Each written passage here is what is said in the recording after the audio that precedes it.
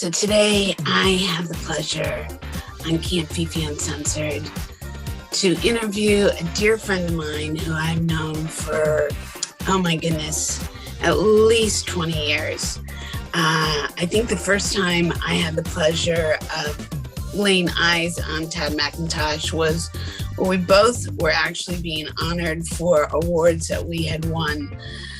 Todd McIntosh is a legend in the makeup industry, and I'm so very excited to bring him to this platform where he and I get to have very honest, authentic conversations, which we always do, and which is why I invited him here as my guest, because I think he is a profound artist, a profound mind, and has an incredible perspective on things as they are.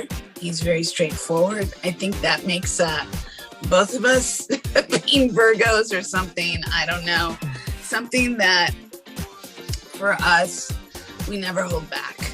So that is why I am looking forward to you hearing my discussion, my interview with Todd today, and can't wait for you to join us. And thank you so much. Looking forward to you hearing what it is that Todd has to say today. Todd? Hi. Why am I not visible? Oh, I don't know. Do you have your video on? Got to press the right buttons.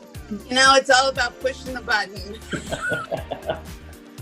I have a funny story about that because, like, I would say probably about a year and a half ago when COVID started and I wanted to complete this desire to have a podcast, I kept saying as this microphone hung over my desk and what have you, if I just knew how to push the button.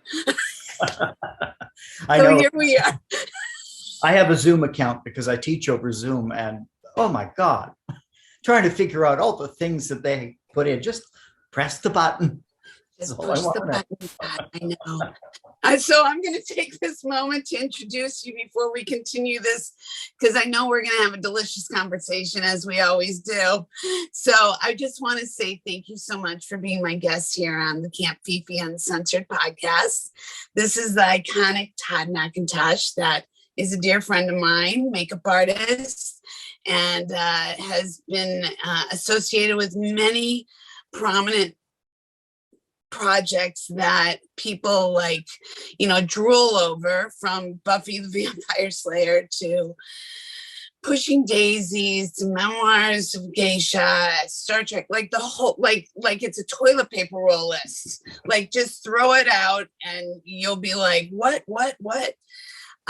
So it's actually, if you're here long enough, you're going to have that toilet paper roll. You know, it's good. I mean, during COVID, this is the roll to have.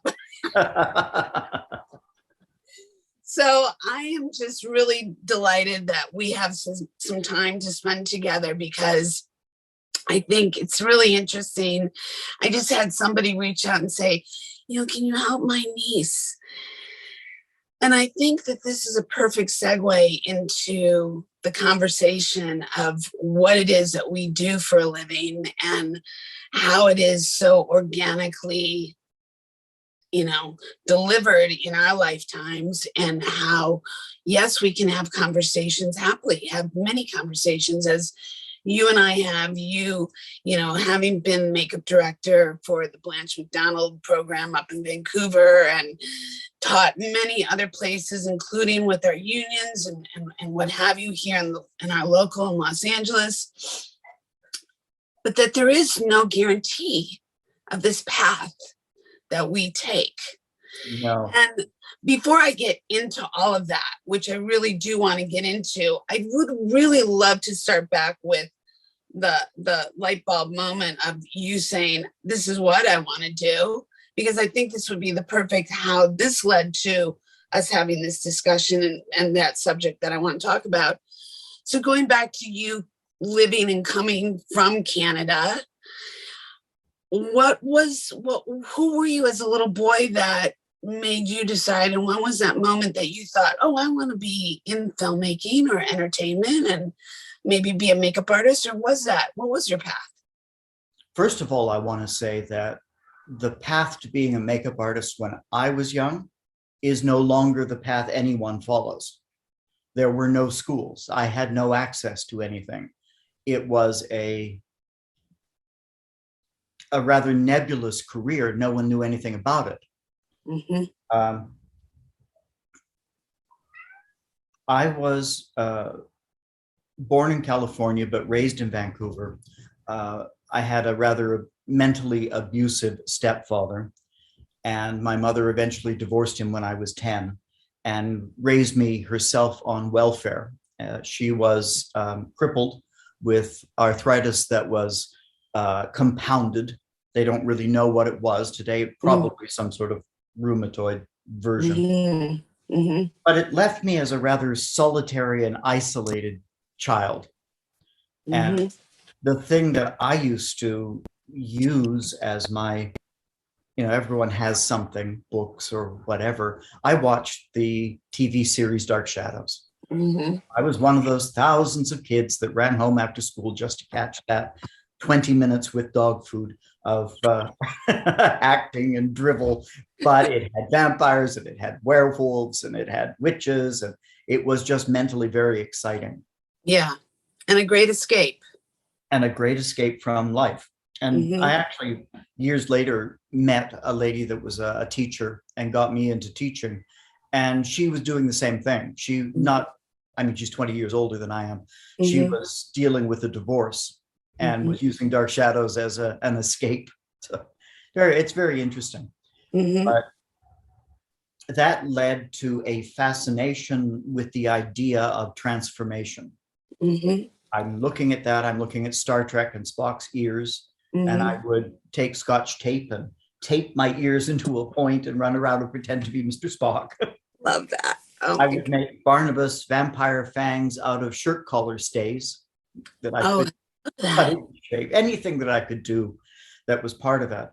And as it turned out, our next door neighbors were in the theater.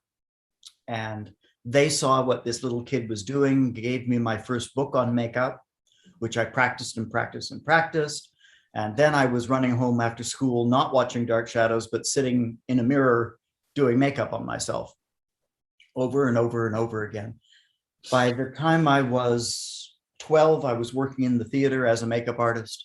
By the time I was 17, I had left home and was out in the world myself. And my mother died when I was 18. So there was no going back at that point. Right. And I ended up working in the TV studio in Vancouver, the CBC. So I was employed as a makeup artist, I think the day I turned 18. Amazing. So I never really did much of anything else.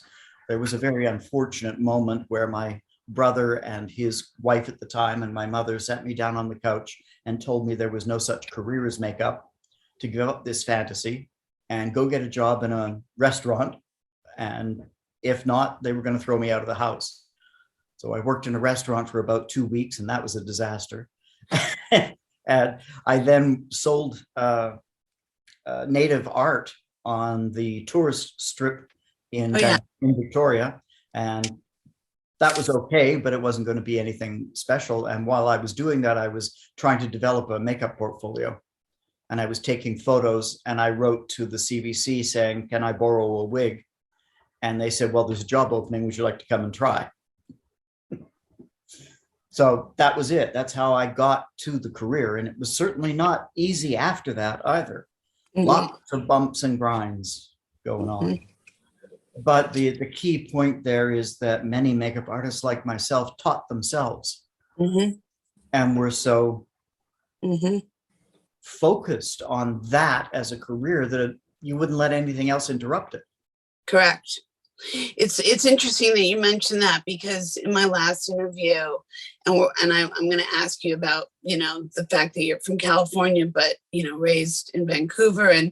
And so you didn't really have an immigration issue, right? Because you were already American passport. But it's interesting because the bumps and the grinds and the being so laser focused that you don't allow other things in. I was sharing that with this person who came from Russia, also an actor. And what choices we have. We have, endless amounts of choices, but the fact that you need to stay laser focused to stay on that train, because if you get off that train, getting back on that train is no easy feat. It's a hard enough feat in and of itself, let alone, oh, I think I'll do this part-time. There is no part-time. There's no part-time if you're really making a career, trying to provide an income, trying to take care of your household, creating a structural foundation of sanity meets creativity meets, all the things that you don't know how this sculpture is going to mold into, but the intention that you put out. And I think trying to give that perspective to others, as you, I think, have just eloquently stated, is exactly the kind of conversations that are repeated constantly. And I think it really does take a mindset that in and of itself, you have to make that like unintentional, intentional commitment to that. I don't know that everybody is formulated to do that. No. And I don't think society has helped in any way over the last while. There was a story, I go back to Vancouver to the Blanche Macdonald School about every 2 years. Mm-hmm. And they're very kind. They put me up and I teach and do demos and talk to the teachers and stuff.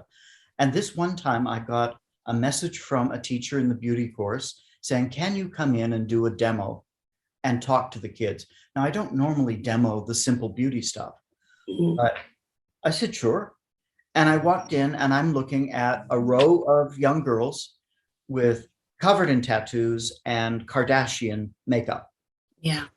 And the teacher was struggling to try and get them to do a simple plain makeup. Mm-hmm. They all wanted to do what they saw on Instagram and all of that. And I did a whole demo. One of the girls said, oh, I get it. I can see her freckles still. Yeah, that was a new concept to them. And mm-hmm. then we started to talk about it and I started to get angry because there was no critical thinking going on here. And now I'm coming to my point. There is a time when you can be laser focused on this as an art, but you have to flip the switch to realize you're going to pay your rent this way. Mm-hmm. You're going to make a living. Mm-hmm. It's a different thing as a hobby to a career. Mm-hmm. Okay, so now all these girls with the Kardashian makeup, you want to have a career. I told them, go to the shopping mall, stand in the middle of the department store and look around you. How many women look like that? Yeah. All of those women are your potential clients. Do they want you to put that makeup on them? Yeah. No. You have to critically think, how will I make money? Yeah. 100%. And it's an interesting thing. Not only how am I going to make money, but how am I going to problem solve my way through that process? And how and where am I going to do that? So it's not about social media and being an influencer and putting out this paint job that you sat in front of the mirror and did, and hey, here I am, and this is my gift. And yes, it may be very well a gift. You may be a tremendous painter. But as you said, whether it's the everyday citizen that's your client because they have an event, and the event could be a wedding, or the event could be a headshot, or the event could be, anything, or you go into entertainment. And now how do you break down a script and tell a story and know that quote unquote Kardashian heavy-handed makeup, and don't get me wrong, it's a beautifully executed makeup, but it doesn't apply, as I'm validating what you're saying, it doesn't apply to most circumstances. And also what I think is interesting, and you and I both know this, in the art of what we participate in, we're not able to put out our art in the same way because we have the NDAs and stuff. We have to protect the rights of the projects that we're part of. So our work may not be seen for 2 years that we can actually promote. Whereas influencers or young women, maybe in this case, who are sitting in your front row, who just think it's this one way, think this is the way. and then in fact it is not the way. And if you are going to make a living, being a professional makeup artist really means being a well-rounded makeup artist. Now granted, you could just solely specialize in beauty and transformation of beauty, or you could solely specialize in effects, or you could be the total package and be what I call a pitch hitter, which really shows up being able to do all of it and hopefully well and support, whether it is what you're being hired for directly or to support a team and do that. I find that going back to teaching that beauty class and getting frustrated, it's interesting that you say that, because I really do understand trying to, in this case, as I was starting to say, where somebody reached out and said, can you help, this niece of mine? Of course, I'm happy to sit down and talk with anybody. But the work has to be done. And the only person who can do that work is that person. And I think that, like you said, Todd, I also was self-taught. I didn't have any makeup school. I had the Richard Corson book. I did do theater. I did not expect to be a makeup artist. I did not sit around and watch Dark Shadows and think about vampires and witches and that form of transformation. As I think you know a little bit about my backstory, growing up in the fashion business, being a fine artist, having my pre-med film background, photography, like I saw things as a composition and sculpting and light and how things looked in that way. I remember I did not think about special effects other than prosthetics when it came to medical transformation, meaning limbs and cancer and things where people lost parts of their body. But I also didn't go down that road. I just went like, oh my God, I have to pay back my loans, and here is the situation. My point is I don't think any of us know how it's going to unfold. Going back to what I originally said, it's about being open to the opportunity, constantly getting educated, constantly being hungry, having a salacious appetite for learning, and always being in the ready position of a yes versus a no. You actually segue right into something I was going to say. I have often taught with makeup artist David DeLeon. We've sat in the classroom together, and I have heard him say this many times. When you're doing cold calls, when you're going out there to try and build a career, you're not looking for no, you're looking for yes. Mm-hmm. So if someone says no, move on, go to the next one so you can get the yes. Mm-hmm. But a lot of the young people today, if they get a no, they sit down on the couch and watch TV. Mm-hmm. They don't seem to want, they don't have the laser focus that we've been talking about. Mm-hmm. So you've got the young lady that you're being asked to speak to. Mm-hmm. We can talk to anybody. Mm-hmm. I can tell you all these stories. I can even say, when you're doing a 1920s eyebrow, it has to be this shape, and draw mm-hmm. it on a piece of paper. I can't make you do it. No. It's completely up to the person. And when they draw that 20s eyebrow and it looks all scruffy and it's wrong, and I say, no, it needs to be smoother and needs to have this line to it, I have often got the response, well, that's what I meant to do. That's what I wanted to do. Why would you say that instead of just taking it off and trying it again? It's just eyebrow pencil. 100%.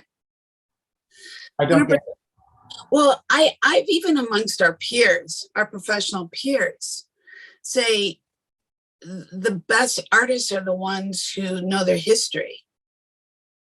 You need to know history. You need to know history, because I think of everything as telling a story through as a silent movie.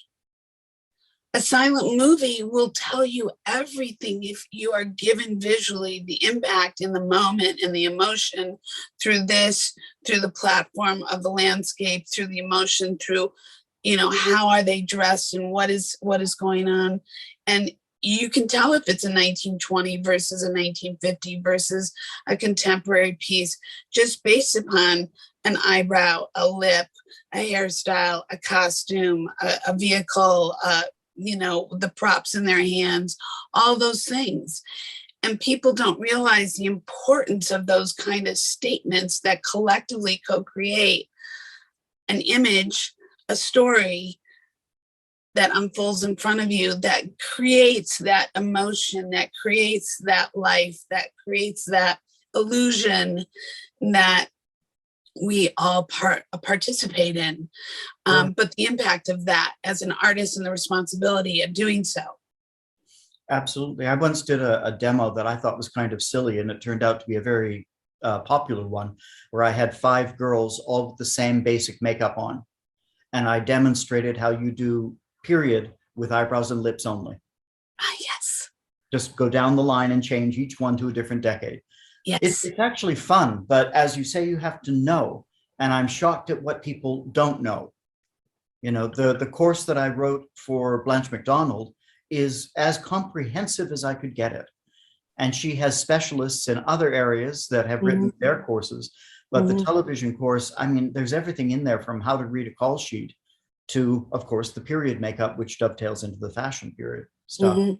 Because I want people to leave the school with that grounding that you're talking about. But that still doesn't do it. You see, we're in a very strange time. We moved from an industry, what was it, 150 years ago that films started? Yeah. Here around that time. Yeah. Small factory, and everyone was working together, much like the stage. And then they developed specialists, and makeup artists were in a room, and they did their art, and someone was sent to the set. But there was a 3-year apprentice program put in place. Yeah. Paid. So an apprentice earned a living learning how to do the craft practically. In the 70s, when all of that went away, and the schools were all starting up, then you suddenly had people who were paying to be makeup artists not being paid. Yeah. And then the course time was cut. It's not 3 years. Nobody can take makeup courses for 3 years and make it financially viable. Right. It's cut down to 6 months or 3 months. Right. And they give you a certificate and you walk out the door thinking you know everything about being a makeup artist. Insane.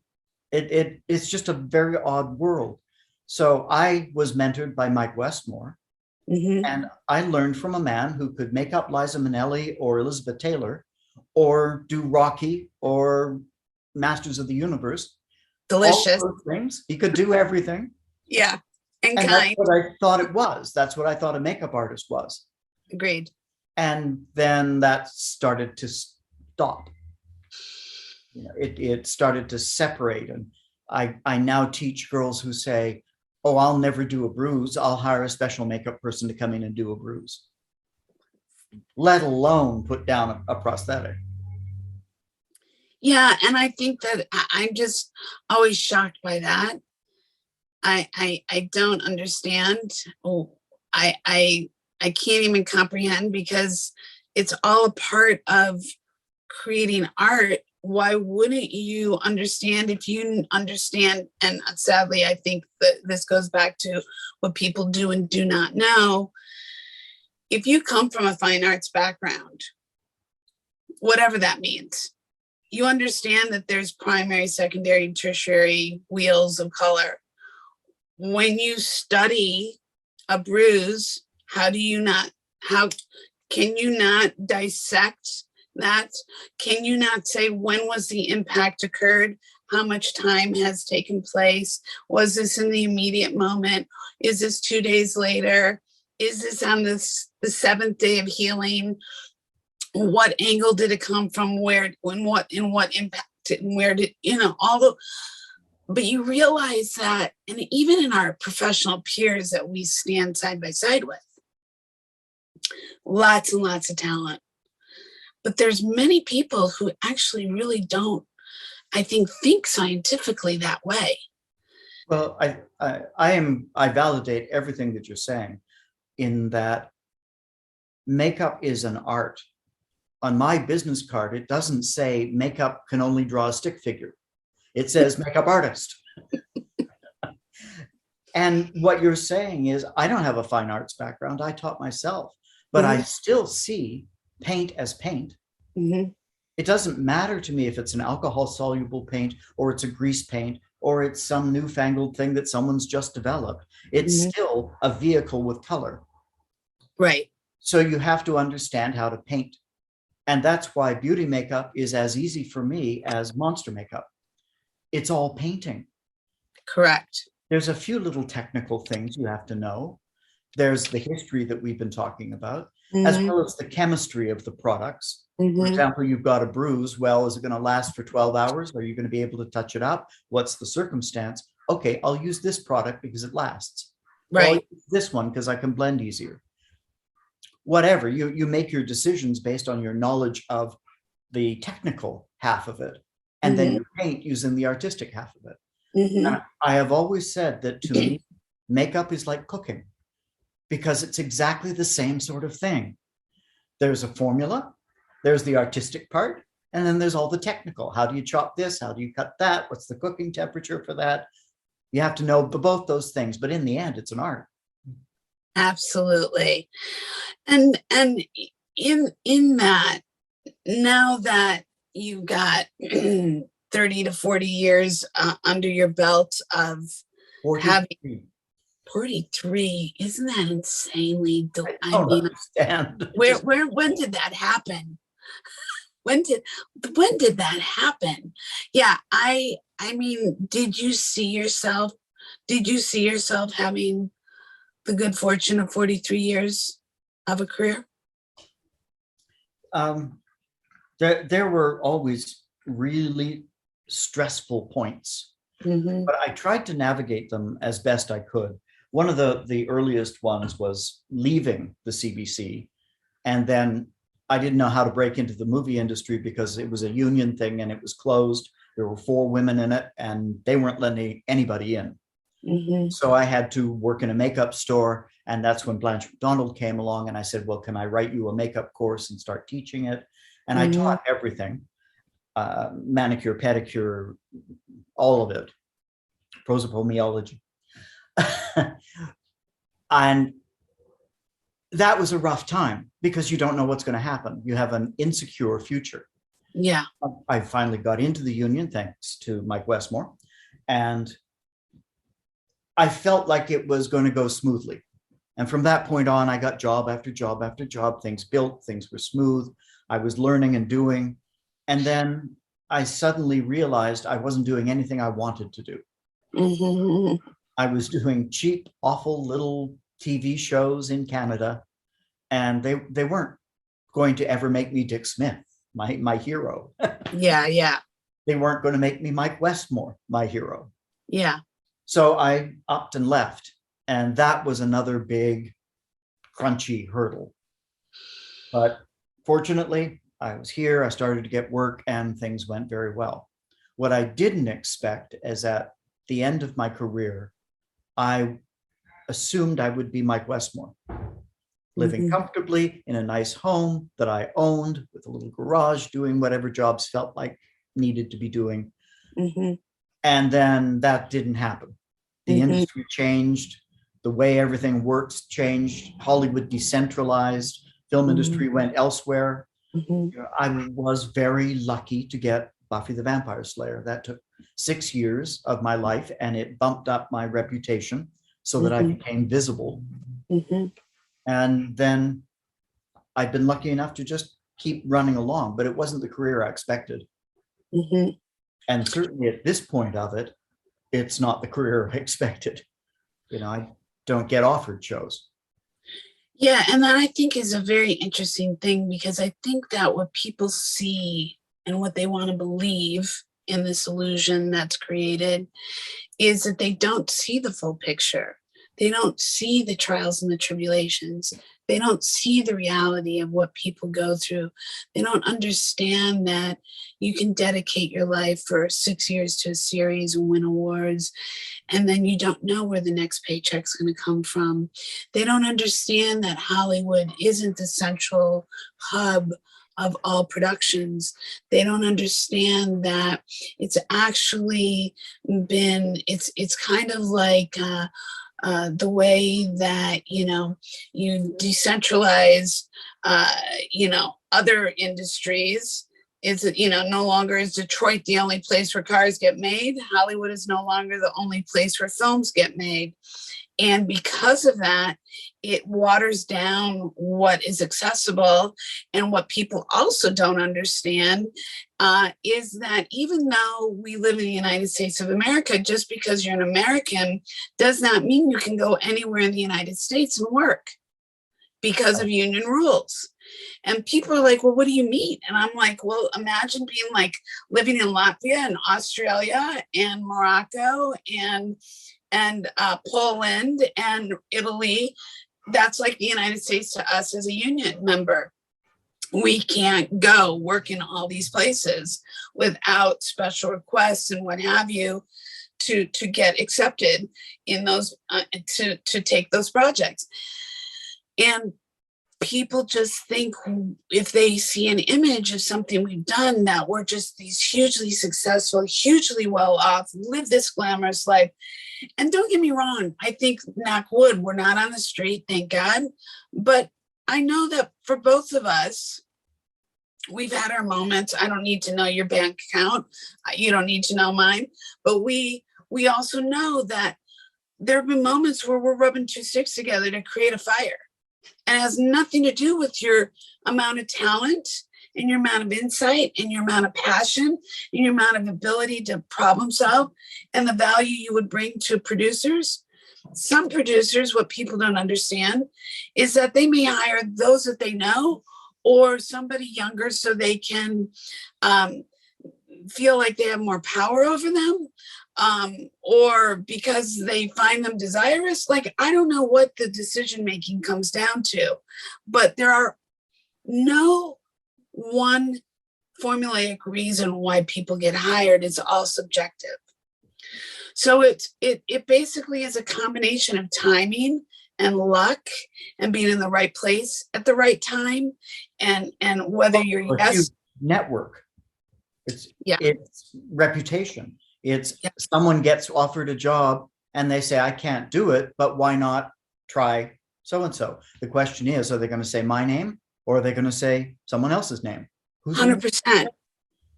And the producers and production managers that are hiring the same people over and over, we both rode that. That was great because I knew that whenever that person had a job, I had one. So the basic rule of Hollywood at that time was if you had like 5 production managers or producers in your pocket, you would always work. Well, suddenly in my career, those people all started to retire or they moved up and became suits and were no longer in the position to hire. Right. And the people who were hiring never heard of me. Right. Absolutely. And I also think in this evolution of now being in so many decades, now you 4, myself over 3, I know that what my observation is, and fill in the blanks, my observation is that people are being handed jobs that aren't, let's put it this way. Was I qualified to department head straight out the gate? No. But did I teach myself versus being helicoptered and handed things? Absolutely. There was no way I was going to let, things fall. Today, I question that, though, on certain people who are being offered things straight out of certain makeup schools. When somebody sits on a set and doesn't even know what a martini is, and yet they're in the union, I go, how can that be? Right. Or that they, they might be great at laying on a prosthetic, but,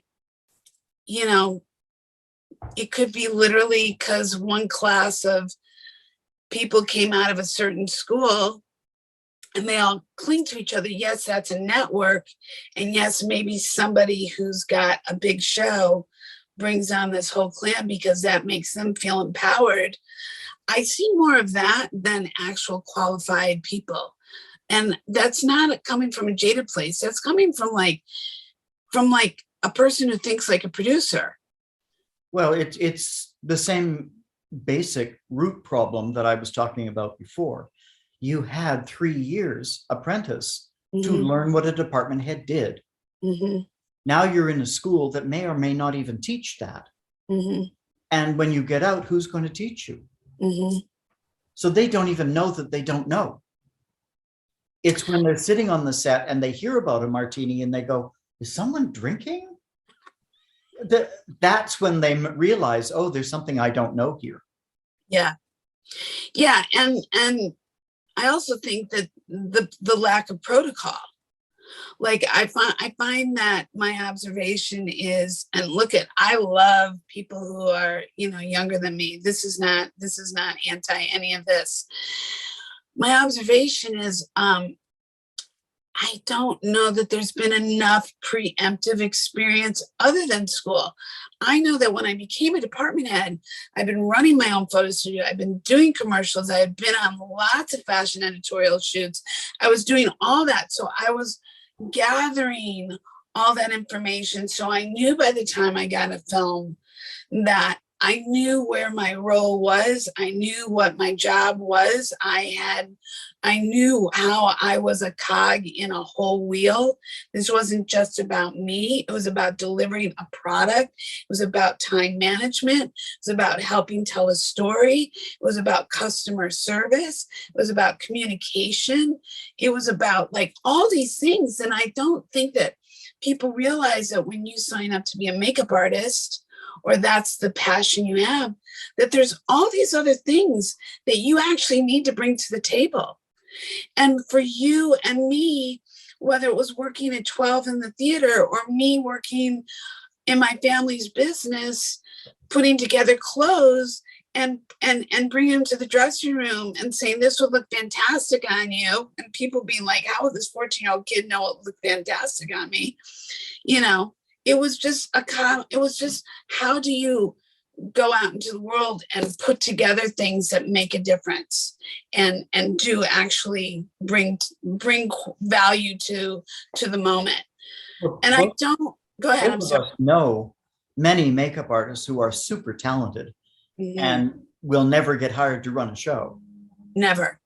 Because they simply don't have all of the bankroll that you're talking about. And that's really what it comes down to. It goes back to my Kardashian students at the school. Where's your critical thinking? Did you think that you were just going to stand at the studio gates and they were going to say, yes, I want you to be a department head? That it just doesn't make any sense.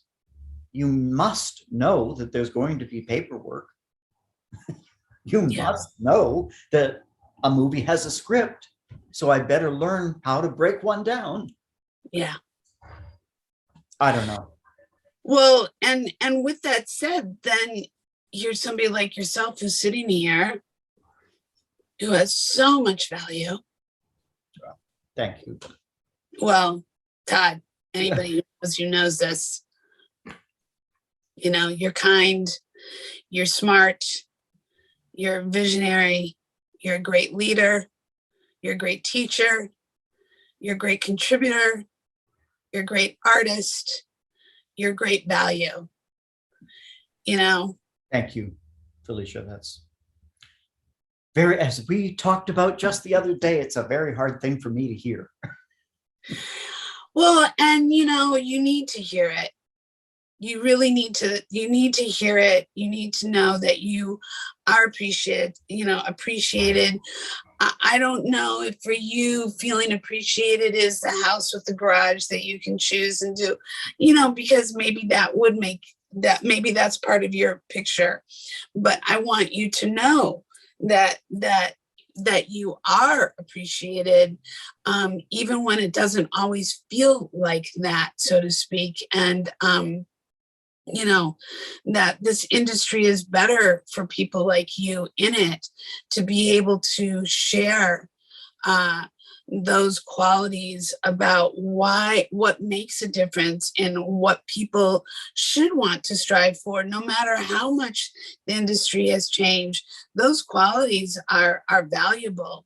The industry, you're absolutely right. we are seeing in our business a reflection of society in general right now. There are a lot of people who are running shows who are actually rather mean or cruel or dismissive of the people they work with. They are bringing that societal weirdness that's been happening this last few years into the workforce, which that's not it. That's not the way to run it. No, it's not the bees to honey mentality for sure. It's interesting that you say that, because for me personally, what I have observed, and I think I saw this around the time, and this is not due to technology, because technology has served us well when it serves us well. But I observed, captains of the ship, i.e. the DGA first ADs, they really do set a tone. Our leaders set a tone, just like we set a tone in our trailers. And I think it's a combination of personalities and respect and trust and communication. And I think what you were saying and what I'm about to say is, when I first got in, even as a first-time department head, self-taught, what I knew back then was that everybody in every department was actually respected for the expertise that they brought to the table. And we, as collaborative artists and technicians and craftsmen, were all in it together. And we all played well in the sandbox. And there was respect from the top down. And I worked for executive producers who were, men who at the time were in their 70s and their 80s and were extraordinary businessmen and well respected, but showed this 25-year-old girl, who was one of 3 women on a set, as much respect. And I delivered, because I knew what it was like to work 4 generations, 2 and 3, a generation or 2 older than me. So I respected them and they respected me, and there was great communication and there was great respect from first ADs and directors and everything. What I observe today is, and it's interesting because I've always wanted to go to the DGA, especially for like the last half dozen years, and teach courses on communication and teach courses on how you need to know what it's like to wear this hat, that you need to spend a day or 2 in a makeup trailer or getting people dressed and through that system.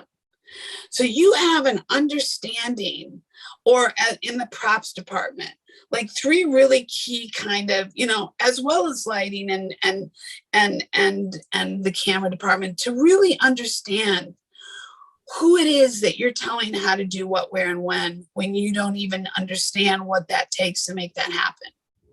One of the difficulties there is that the camera and the sound and all of that are visible. They are on the set. Everybody sees them doing what they do, but they don't see inside our trailer. And to get an AD to actually stay there and watch, it's like picking up a cat to take it to the vet. It's all teeth and claws. So they don't want to do it. Well, and I also think, as you and I both know, that system has changed so much since the DGA training program. There's no longer a second that runs the base camp that actually really does see collectively, consistently, that is that form of communication, that is that vessel between set and base camp that really does help run things smoothly. When you have, and no disrespect again to the program, but when you have people who are earning hours who don't come with experience, and only experience comes hundreds of hours later into their program, that they're starting to get that seasoning of understanding what it takes and what it is. I don't know how many times you have, but I've gotten people straight off the boat, so to speak. And I mean that like not figuratively, but like literally in the industry. Yeah, day one in the industry. They know nothing about a base camp, let alone, and now there you are teaching while you're delivering a business. I think that's also another interesting thing, that people have such an and they're so enamored with our business because of how it has such a power coming into their living rooms that they think that they know. And so, they think, would you call your doctor and say, hey, can I come hang out at your office today? Your doctor would be like, excuse me? Like, I have a busy schedule of a bunch of people who are sick, or I have major surgeries to talk about, or no, that this is my business. I get that all the time. Can I come and watch you? And I've always said, okay, well, I would like you to go stand beside a secretary and learn to type. And once you've figured out how to type by watching it, then you can come and talk to me. Or go stand and look at the little round window while the surgeon is doing brain surgery. You'll learn how to be a brain surgeon. And then critical thinking again. Why would any actress who's rolled out of her car in her pajamas because it's 4:30 in the morning and you're starting on her want some stranger in a corner like a lurking serial killer watching her getting her makeup on? Ever. No. Ever. And I say this all the time. I teach. I love to teach. I do it as a second profession, but I don't do it on set. And people don't understand the amount of energy and time that takes. It has nothing to do with being selfish. It has to do with you are delivering.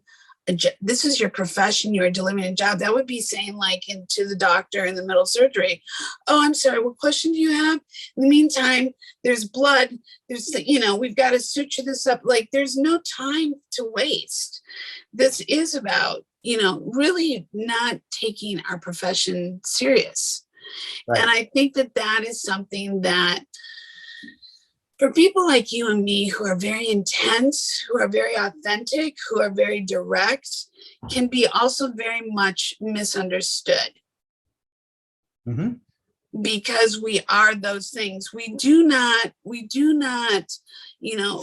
color the picture. We state it as it is. And it's interesting because I had just done this recording about being real and about being authentically honest, and how that can come off as actually being negative. And I think that that's so humorous to me, because being honest is actually being considered negative. Like, how is that? And why is that? Because you can't, because it's too uncomfortable for you? That's not my problem. Now, am I able to make people feel good? Like you're able to make people feel good? 100%. But do you want somebody who's going to be shallow and incapable of having a really authentic conversation and really take care of business? Great. I'm not your person. You're probably not their person. But if you want a really solid, wise, like, wouldn't you want somebody who really knows how to invest money properly be handling your money? Right. Right. I mean, from a business perspective, I'm never there's the missing link in our industry. And when I study with literally business people who are billionaires and millionaires, and they're very direct about all this stuff. Like, I nearly said a word I didn't want to use. There's no messing around. It's not like we're going to go for that piece of real estate, that multi-unit, multi-million dollar. We don't have time to mess around. We're in competition. We're delivering all of our assets. We're delivering our reasons why we should own this. There's no like, oh, I don't know. Maybe not. No, who would go with that? And so for people like you and me who are so laser focused, so direct, so committed, I mean, if I were producing a project right now, this would not even be a question of who I'd want to hire. Yeah. Well, I mean, we know that logically speaking, if you hire someone who is experienced, knows what they're doing, has a great reputation and a great portfolio, you're probably going to get a better product, and you're probably going to get it faster and smoother than if you hire someone with no experience. But what appears to be happening is they don't care. Mm-hmm. There is no one up there that cares whether it's great or not, except maybe the director on set, Mm-hmm. or one or two of the producers who are watching hair and makeup. Mm-hmm. So what that girl whose first day in the film industry turns out on set is acceptable to them. Mm-hmm. I once did a show where they were doing pickups, and the actor had had about a 10 days growth of beard for the movie and is now clean shaven, and he couldn't grow it back in. He was doing something else. And a great makeup artist, Gerald Quist, was hired to run that, and he hired me. And the two of us together put a laid beard on this guy, 10-day growth. At the end of the shooting, the producer, writer, director came into our trailer and said, I have been living in mediocrity all this time. I didn't know this could be done. I was waiting for it to fail. Yeah. Yeah. And that just, God, it just breaks my heart. I mean, I think listen, our circles are of the same, and yet our paths, go like this. Mm-hmm. And we both know that we worked amongst people who are extraordinarily talented. And we both worked side by side with people who we've literally made look amazing in their positions. And I mean, I think that is part of our job, but I also think can be part of the frustration, without it being, without wanting to go there, because it's a waste of energy to do that. Because if you sit in that, you just kill yourself. Nobody else cares. But I don't worry about that. I am there if I'm hired by someone else to make them look as good as I am capable of doing. That's my job description. That's what we're there for. But when it comes to the people above us and why they're hiring and who they're hiring, then it becomes an issue in my life. It becomes something that I have to try and figure out. Well, and being that we are working with people who may or may not have that appreciation for what you bring to the table, and how do you at this juncture say, okay, so it's the luck of the draw, it's a gamble, we're in a business of gambling to begin with, and knowing what you know and knowing how things have shifted, from being self-taught to people having like helicopter parenting to communication lack thereof because they're detached from technology, so they don't even know how to put it out there properly. How do you want to, going forward in your career, what would you like to visually and personally and soulfully see happen for you, let's say for the next decade? Well, there's the dreams and then there's the reality. Yeah. If we look at everything on the planet, everything in the universe, everything at all, there are cycles. Mm-hmm. Things are born, they nurture, they expand, they contract, they die, and they get born again and renewed. My career has come to the far end of that circle. I have one more year and I can retire. And I think what I would love more than anything is to get on a nice little project where I worked all the time. It's a series that would run most of next year, 6 months, whatever, and then retire off that show. It's not the fantasy that I had. And the fantasy you had? Well, as I said, I was looking around at the people that I knew that were mentoring me. Yeah. So my fantasy was that my career would be like Mike Westmore's, that it would go strong and strong and strong until the day he decided to retire, not the day that, thank God, I can finally stop the treadmill. Yeah. There's a very different life energy there. Understood. And Mike did come up in a different form. One, a family. Two, a time where those projects were still all here, and he was Right. talented, sought out, like all the things, all the stars aligned. And because you have all those same talents, it's just, I think, the moment in time, and it has nothing to do with who you aren't. It's just what was and what, and it's an interesting thing, because when I think about it, and I think about all those people who worked hours on end, day in, day out, years away from their families, years away from their loved ones, years away from maybe other things that they wanted to also be developing, whether it was, painting or traveling or whatever. And then people get out of this business, and it's kind of like, and maybe this is true for all businesses, when people retire, go away, so to speak, that, yeah, Mike has a great reputation, but how many people, outside of somebody who's like maybe in their 40s and older, know Mike Westmore?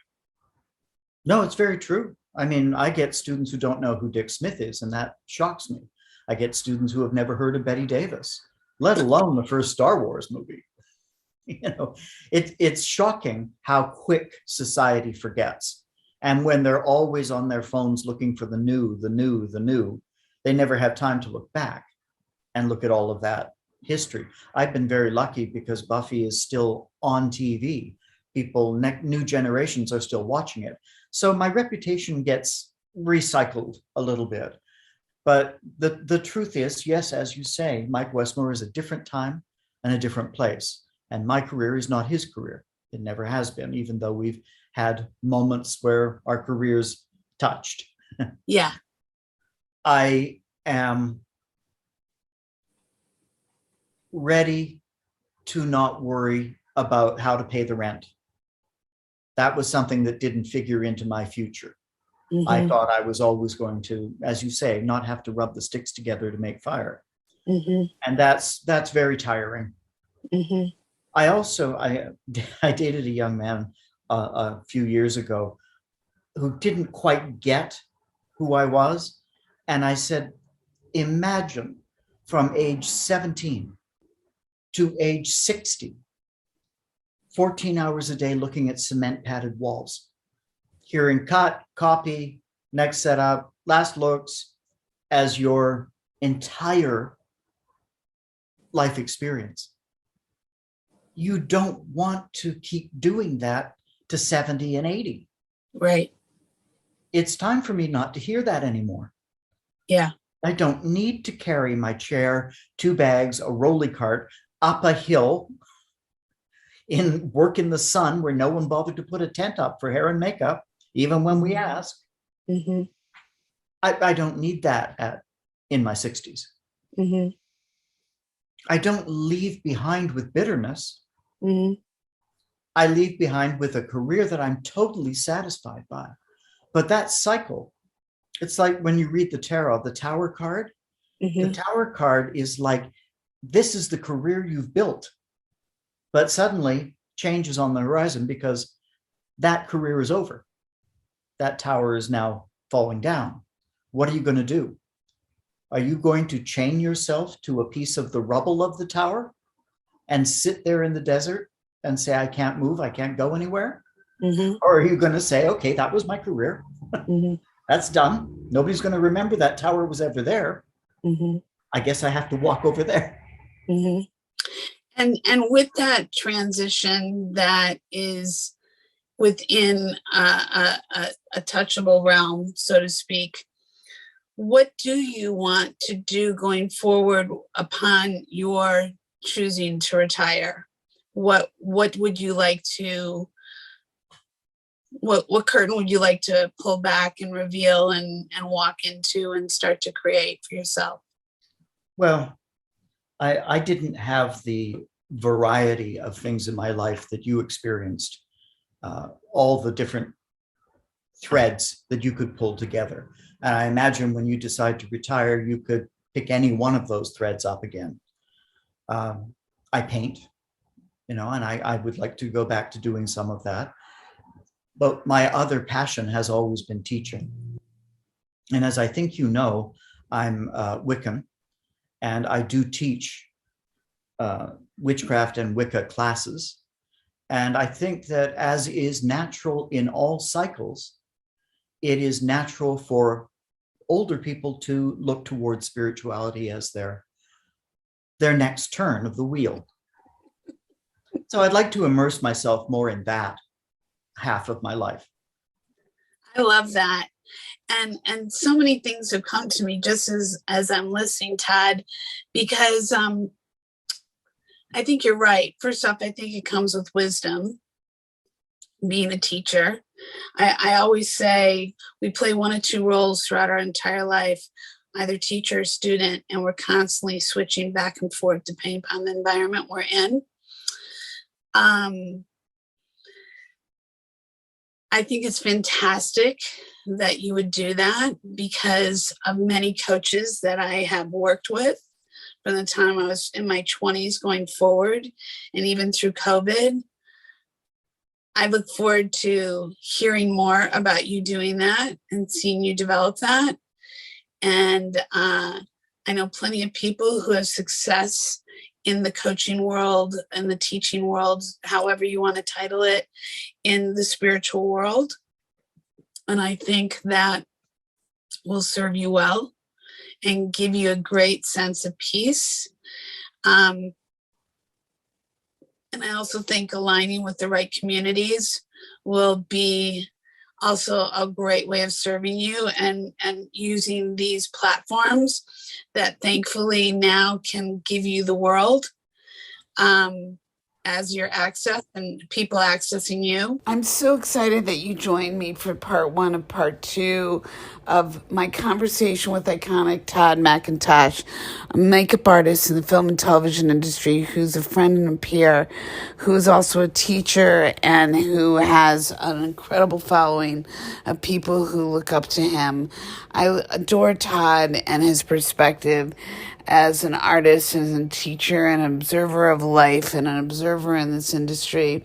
It's been great fun having a conversation with him. I look forward to you joining us on part two of the series of Camp Fifi Uncensored, and participating in a way that you get insight to what it takes for two individuals to have created out of nothing careers that have lasted over several decades and continue, and what it takes to actually sustain oneself throughout a career that is not actually guaranteed or laid out, and that has an evolution and a flow and a commitment and a dedication, and what it takes to actually continue to manifest that.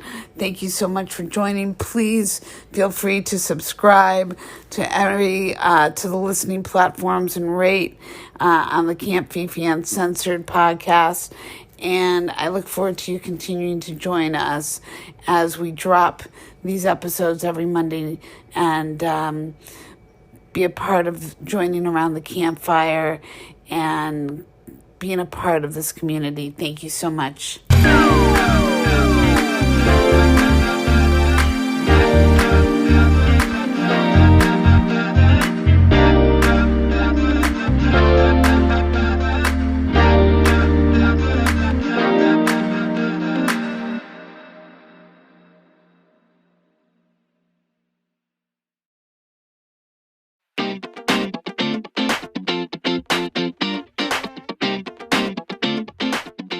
So I am just really delighted that we have some time to spend together, because I think it's really interesting. I just had somebody reach out and say, can you help my niece? And I think that this is a perfect segue into the conversation of what it is that we do for a living, and how it is so organically delivered in our lifetimes, and how, yes, we can have conversations happily, have many conversations as you and I have, having been makeup director for the Blanche McDonald program up in Vancouver and taught many other places, including with our unions and what have you here in our local in Los Angeles, but that there is no guarantee of this path.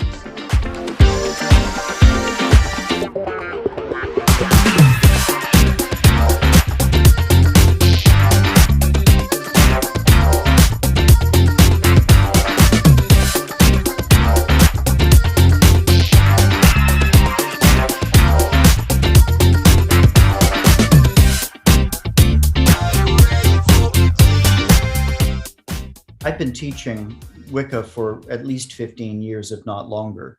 So I'm already very experienced with it. Unfortunately, what is happening with YouTubes and blogs and all of that kind of thing is exactly the same thing I experience in our business world. All of the new people are watching people their same age. Yeah. Very few would tune into a lecture from someone much older than they are. It's a very odd social thing right now. Most of my teaching is people who seek me out. They are looking for specifically what I can provide. So I have a very small group of students, but I'm not making money on them anyway, so it doesn't matter. It's not about making money. I think you will, though. I think you will once you find the right way of putting together your platform that will serve, I think it's a combination.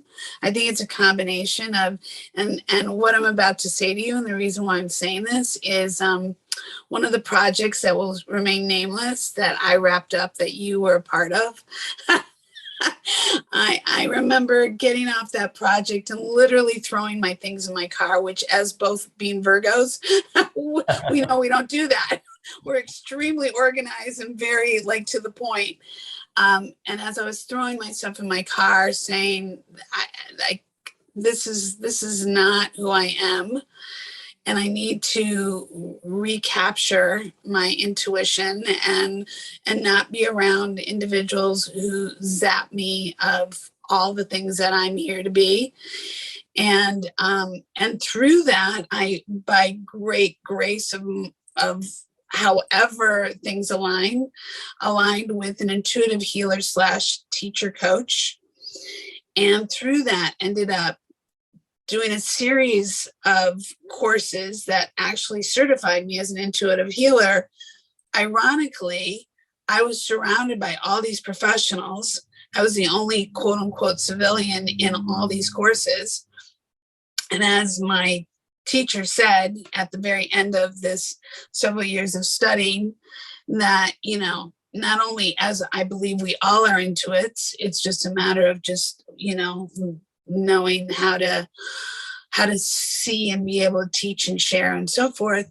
My point to this is that what I've learned especially through COVID, and I appreciate you saying I've got threads to pull from, but like everybody else, I may have been given a lot of things as a kid, but what I say to people is, for all those experiences I was given, a lot of it went away at a very young age.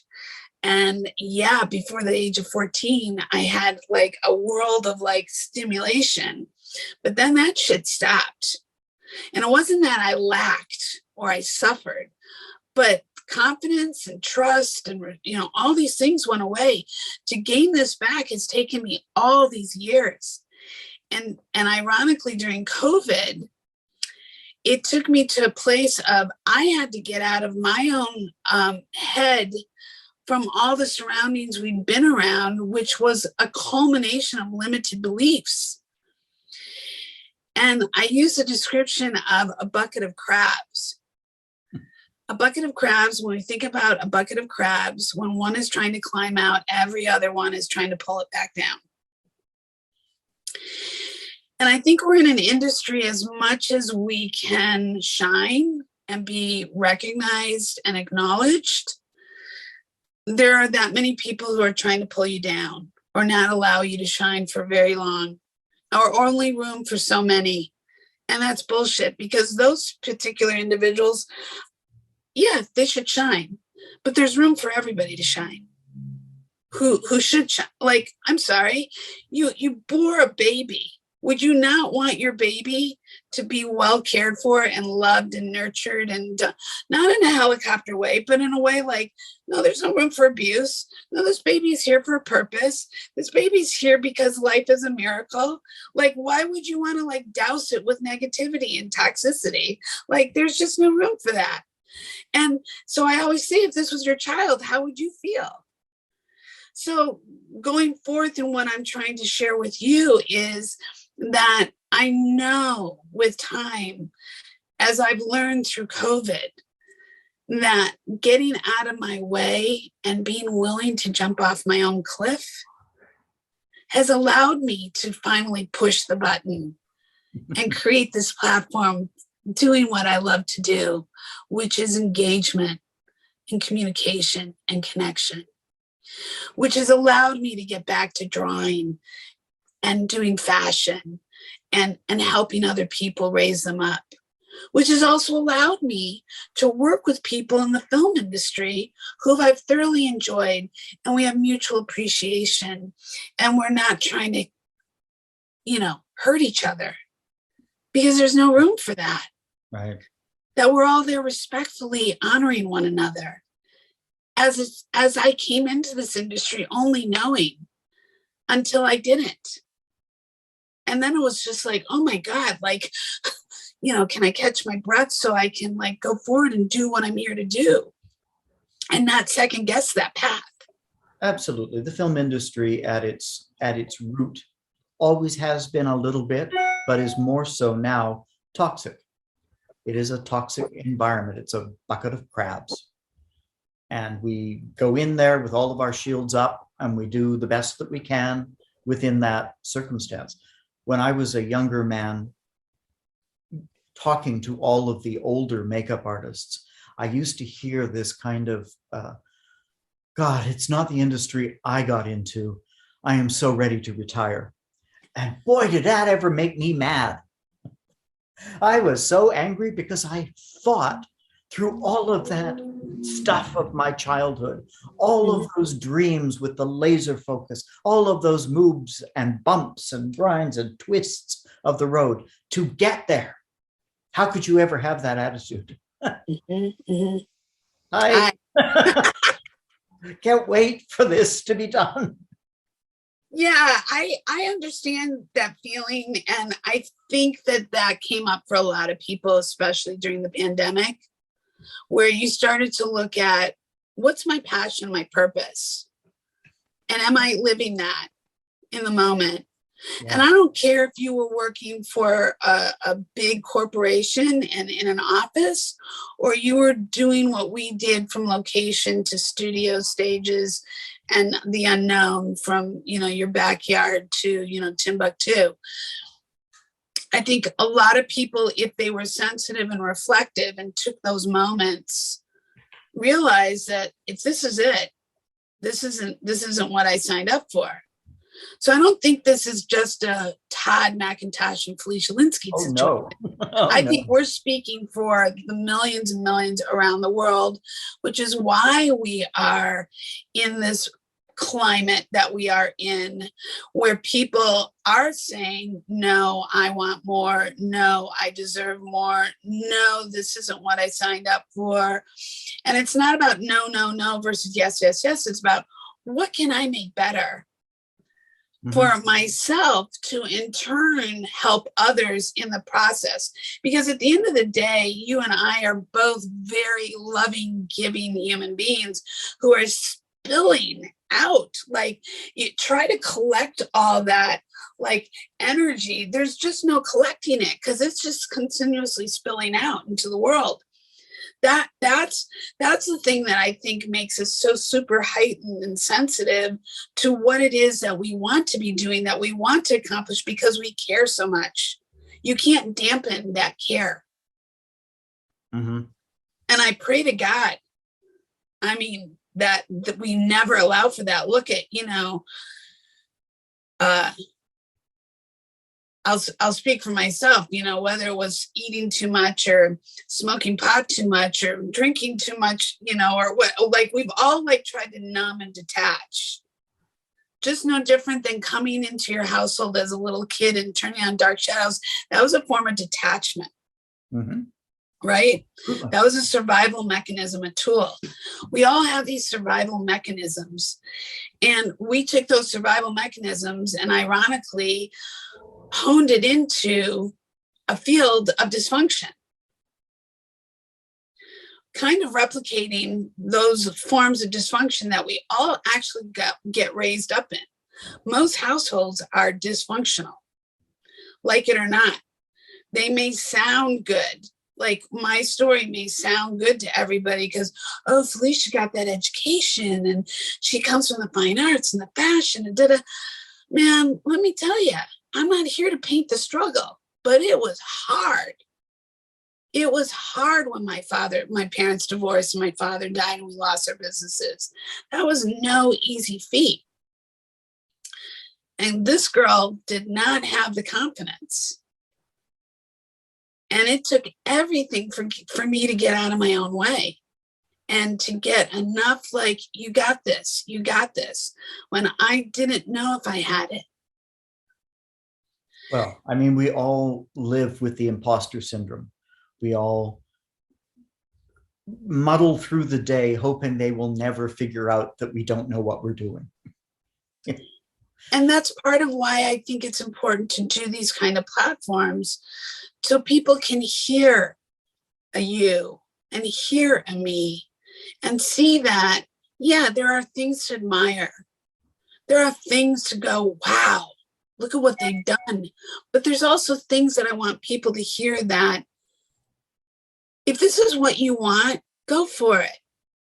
And if this is what you want, know that the road's not going to be smoothly paved. And if this is what you want, then you need to know that you're going to continuously have to pull yourself up from your bootstraps, because life is not fair and life is not simple and life is not easy. For some, it seems golden, and for others, it's bumpy. But for most, it's bumpy if they're really being honest. And go ahead. I'm sorry, sweetie. Go ahead. One thing I was going to say is go back to what you were talking about with the outpouring because we care. This is one thing that I do have to tell people, is to learn not to care too much, because that will kill you. If you care so much about everything and you are hurt constantly by actions, by the industry, by just events, you're not going to make it. You have to learn a little bit of not to care. And you are so 100% right. And in that regards, I wish I cared less. And it's funny because some people think I would not want to be in an alley with Felicia because she'd kick my ass. Funny. And I think you would. I often get told that people appreciate me as a department head because I'm not micromanaging. And I get it. I get that you assigned this makeup to this person and they say, I'm finished, would you check it? And you look at it and say, oh, no, that's not what I would do. And then you say, no, it's fine. It'll look good on camera. Thank you for your work. But there are a lot of makeup department heads now who ride people. They're there every second. They'll take the brush out of their hand and make them do something else. On one show I worked on, I walked back into the trailer after finishing a makeup to find the department head taking it off and doing it herself. What? I know that the makeup was as good as I could do within the circumstances I was given, and it's her perfect right to change it. She's the department head. But you could have handled that better. And I never came back. I refused to work for her again. Well, I think that that's an interesting thing. So, in our business, what people don't know, including even people in our business, and one of the things that came up over inclusivity and diversity and this whole path that we've been taking, especially as things have come up through COVID, Black Lives Matter, all the things, is one of the things that I spoke on in one of our meetings meaning our union meetings without disclosing, private matters, is it comes down to people are put in positions of management who, in truth, most cases aren't even educated in management, don't know the first thing about leading a team, have never done any self-development, so they don't know how to stay in their lane, let alone how to lead accordingly. And I find that instead of their ability to communicate, they take their toxicity and spill it into these environments that innocent people show up looking forward to support these teams that need this extra additional help. And they show up fully equipped with their equipment, like their own little moving cities. And then they either don't get communicated clearly, get mixed messages, don't get provided what they need to deliver, end up being dumped on because somebody's inability to speak with eloquence or gratitude or just clarity. And people go away with like this PTSD, like, what the hell just happened to me? And what did I just walk into? And now what's wrong with me versus how I showed up actually making a contribution that was what was needed in the first place. And I think that is the thing that I've witnessed, obviously not across the board, because if that were the case, I would have gotten out a hell of a lot longer ago. But I find that there are people who are of that ilk, unfortunately, and they work all the time, and good for them. But this is what lingers, and this is a reputation that they actually create for themselves. But yet there's a certain core people that hang with those people because they just keep moving through the source, because either they're incapable of creating their own source, or they don't know the difference, or maybe that's who they are as well. Well, you actually make a point that is interesting. I hadn't really thought about before, but because of the way I was raised, because of being gay in the 80s, which was a big deal, I have always felt like the outsider. I don't travel with groups. You know how I work on set. I will put my chair up, I'll take out my book, and I will do whatever I need to do, but I rarely engage in gossip and the rest of that kind of conversation. And that allows movement. But if you're part of a school of fish and you're following that department head because they work and you want the work, then you become a part of a group. You're not an individual, and you have to function the way they expect you to, or you're not going to be part of the group anymore.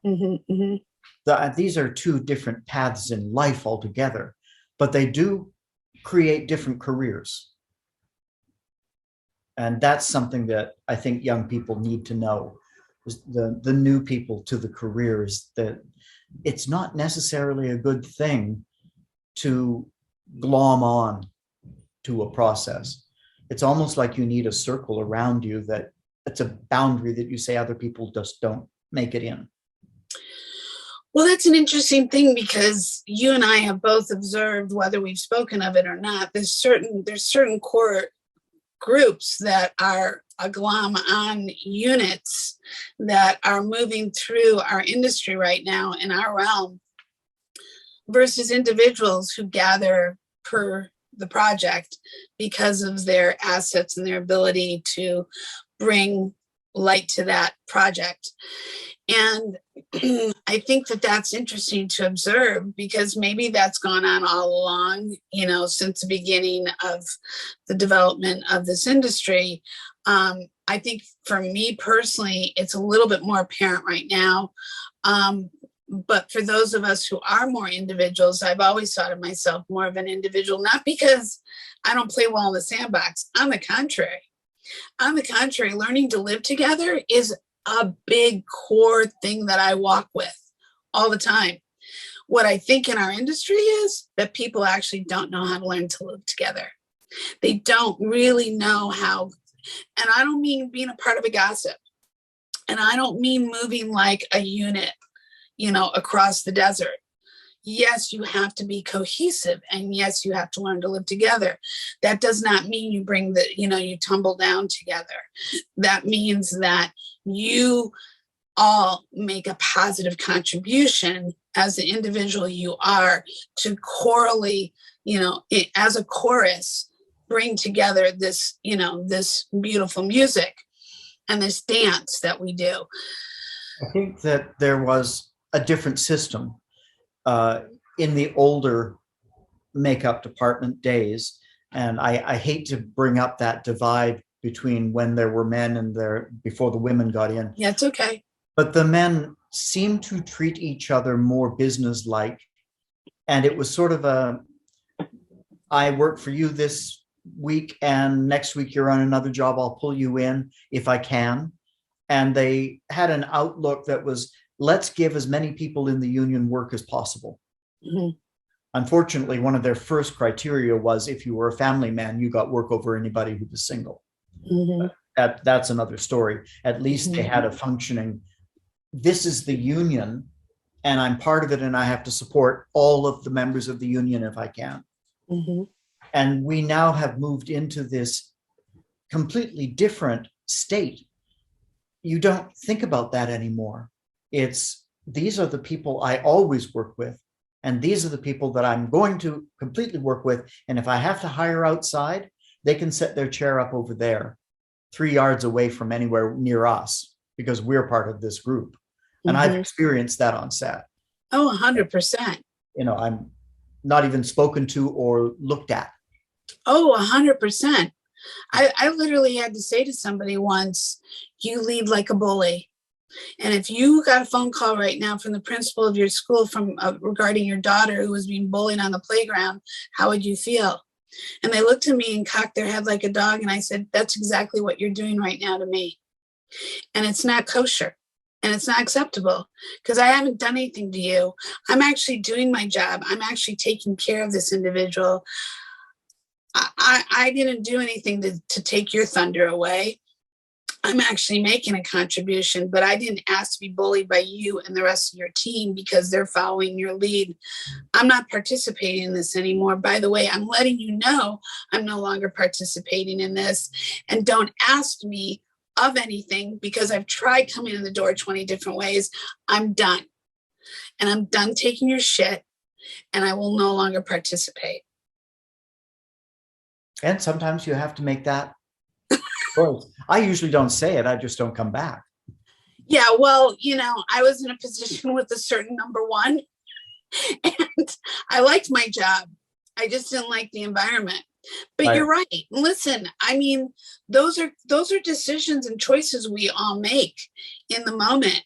And I'm not saying that was a great decision, but for me to speak up, and I think that these are just examples of things that people actually, can experience.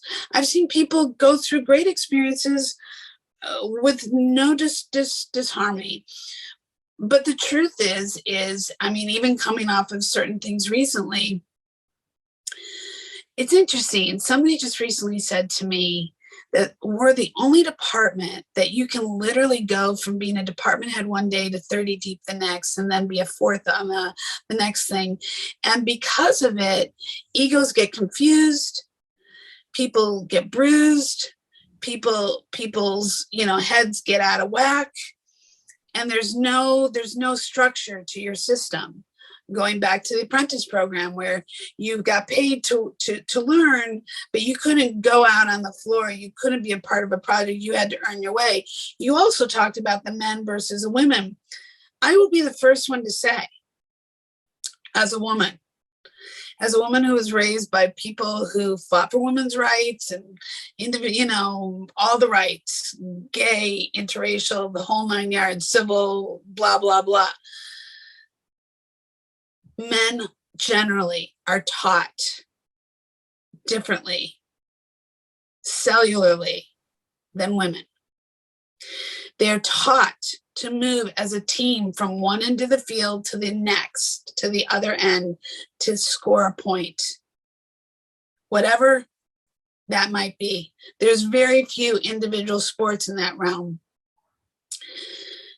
So they do move together as a unit. They do raise each other up. They do bring each other along. They have that unspoken fraternity. Women whom I love and adore don't get taught that. And even as far along as we've evolved, still don't practice that. Well, I think society doesn't teach that anymore, because I know men now who are as bad as all the examples we've been giving. And I don't believe they were taught that. I concur. Geez, it's so hard to have conversation about this and not use words like brotherhood and paternity, activity. But that was the feeling at the time. And then now you feel more like high school. It's more like this little clique over here does what they do, and they always travel together, and they eat lunch together, and they go from show to show together. And that's a high school mentality. You're right. That's not a business life mentality. 100% correct. I couldn't agree with you more. And when I think back to high school, being like I've shared this, I think, with you, I started out as my class president in my freshman class of a huge school. Okay, great. But the very next year, my life had gone to shit. And from being that very successful kid to going to shit, I had to pivot and to save myself. And the realm that I was in with kids that I grew up with since I was in nursery school, as much as I still love and adore them, it wasn't serving my needs that needed to be met. And I knew that I had to get out of that pond and figure out how to recreate my soul within my soul purpose. And thanks to my mother, who had no tools at the time due to all the things, she had all the tools and no tools. I mean, God love her. She, I don't know how she carried us forward, but her strength blows my mind. And she heard me, and she helped me get out so I could get up again and start all over again and get the things that I needed to recover again. And I think that those life lessons were no different than all the things that we experience in this industry again and again and again. I never cared for high school. I loved my boarding school, again, boarding school. I got all financial aid to go to boarding school. I worked every day to be there. It was not like I was some rich kid. I was lucky that they had the money to give me to go. And I thank God for them every day, because it gave me hope. It gave me the purpose that I needed to have at the time. But I look at this industry in the same way, where there's a lot of broken people who come here, who never get fixed, and carry their shit into all this world of make-believe. And you never really know who I was just going to say fuck, and I say it, who the fuck you're really dealing with. The curtain. Go ahead, I'm sorry. It's interesting how people, as you were talking about way back at the beginning, there's a surface evaluation of who we are, mm-hmm. and nobody looks deeper. Mm-hmm. They don't. I find that often people who see me on a set and then slowly get to know me are always being surprised by certain parts of my personality, because they made a judgment based on what I was wearing and what I look like. And it's very interesting, but we live in a much more superficial world, mm-hmm. I think, than we mm-hmm. did. Although, who knows?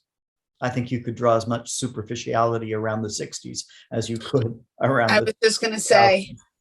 But it is in our industry becoming less about finding out who someone is at their core, mm-hmm. and learning to work with someone that you respect and admire, mm-hmm. than it is about traveling with your little high school group of enablers. Yeah. And I think that, even when I reflect on my high school mates, those that I have communication with versus those I don't, there was a reason why I broke away from that on not only my personal life, but and no way do I want to repeat that. Now, that is no disrespect to anybody that comes from that stage of my life. No, because those that are still in my life were also very much individuals. And that's why we resonate with one another. We all recognize, the things that we experienced, the things that we had to survive, the things that we have thrived through, and why we still connect with one another. I definitely don't like to participate. I show up as a businesswoman and as an artist. The last thing I want to do is be at this stage of my life, let alone back then, in a high school that thinks like a high school.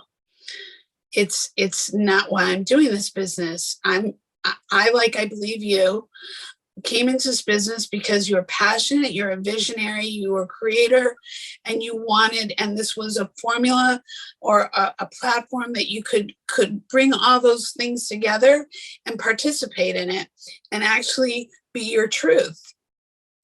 That was the hope and the goal, right? I would imagine. Absolutely. Yeah. And I know I've been making this running joke, and maybe it's me planting my own seeds. I think that I had gone to film school and wanted to be a director and a DP. And because of the time in the 80s, being the only girl in my class, I was like, there is no goddamn way I'm going to get this opportunity. All I have to do is look around and go, I am an outsider, and had to pay my loans back. And I had a ton of loans. So when I hear about kids today, I'm like, yeah, man, what makes you any different? It took me to 38 to pay back my loans, and I paid them all back, one penny at a time. But I was responsible for that, and I was grateful to get that education. So yeah, I was going to pay it back. But because of that, and my sister and I were talking about this recently, because of that, you have to make life decisions that aren't necessarily you're doing what you want to do. Now, no disrespect to our trade or our craft. I love what I do. I love transformation. I love the power of transformation. It's brought me to tears. And when you and I first stood on a stage together, both winning awards and being recognized for what we had done, you having been awarded for Buffy, me being awarded for Mad TV, that was over something that brought me to tears. Because I thought, man, if I die today, I've actually, as an artist, created something that I am wowed by my own stuff. That's not an ego statement. That's just a heartfelt statement. I personally look at everything that we've been a part of and go, I wish people understood that our hearts and our minds and our souls and the desire to be a part of these paths is also like the stars just aligning in the right moments. Because as I was starting to say, as being a director and whatever, and making these choices, going to beauty school after film and med school and all that was not that was not on the ticket, but it was a business decision that I knew I had to make in order to get my foot in the door. And I knew it was a way that I could creatively express myself from my experience that could help me tell those stories and work my way up. Now, here I am, ironically, 35 years later, whatever, technically still in the same craft. And I recently started making the running joke, well, I'll be directing at 80. But you know what, Todd? It's doable. And for all the screenplays I've written, and they were trying to develop, and produce them and all the things. I mean, I'd like to think that I could direct before then, but my point is I see how I will want to create an environment And I've said this even as somebody who used to say, I would have loved to run a studio. And people are like, yeah, there she goes again. No, there's a reason why I say that. I say that when we were working like at Paramount with people like Michael Westmore. I remember seeing Sherry Lansing speak in Chicago in front of a huge group of people. It happened to be this very large B'nai B'rith gathering, like a fundraiser for basically like the Jewish community. I'd never been in a room with so many Jews in all my life. Still never have since. And I remember just being like wowed by her and thinking, this is a powerful woman in that town that has accomplished the kinds of things that I always wanted to do. And I know it sounds really lofty. It's not meant to sound lofty. It's like, I understand. I can give you an example of the exact opposite. Mm-hmm. I'm teaching in a local school. Mm-hmm.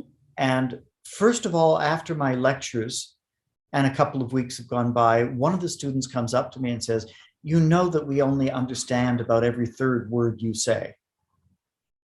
Their vocabulary was so limited that anything that I referenced that was beyond basic, they didn't get.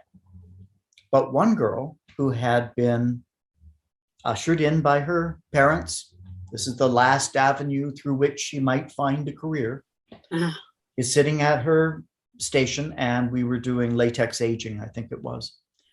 And I watched her put everything down, pack her kid up, and start talking on the phone to a friend about Facebook with her feet up on the station. And I said, are you done? And she said, yeah. Well, don't you want to finish the assignment so at least you know you can do that? No, I'm finished. I'm done. That's the attitude that is an ultimate fail in everything, as opposed to what you've been talking about for the last section of this, the focus to create. It doesn't matter which of the strings you pull, you need to focus, make it happen, believe in yourself. And even if you don't believe in yourself, pretend you do. Correct. And that is absolutely the truth. And it's interesting because just what you said, and going back to like the reach out with, can you help this, niece of mine and all these things, what people don't realize is it is every day showing up consistently and creating out of nothing something. You may not even know where that begins or ends, but it's showing up and taking action. And all that you and I have done is a culmination of showing up and taking action. And this, in any business conversation, will be the common thread that people speak on. It's what choice and decision have you made? What commitment are you choosing to take, and actions are you going to take and put forth today in this moment? What is that? And when you describe a kid who sits there because they've been given everything, possibly, I don't know, and they have this laissez-faire attitude, and they're discrediting any kind of commitment in the moment that they are responsible to. And this is allowed not by you, but by their environment that they come from, because their tushy's going to be wiped one way or another. They have not been allowed, most likely, to fall on their fucking face and say, no, you get the fuck back up. That's not my job. Right. And when they are placed in that situation, it is going to be a total shock to them. Correct. And I think that this is an important, like one of the most important life lessons. And I think one of the reasons why it was so important for me to talk to you today is above and beyond the iconic contributions that you've made to this industry, but us both talking about life, the importance of life lessons, the importance of the reality of pulling back that curtain and how showing up is everything to the possibility of what can become manifested, good, bad, or otherwise. I also have received phone calls from people who will say, I have a niece who's into makeup. One of the first things I say to them is send me some photos of their work.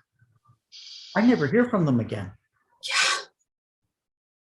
I just want to see what you're doing now so I can help you.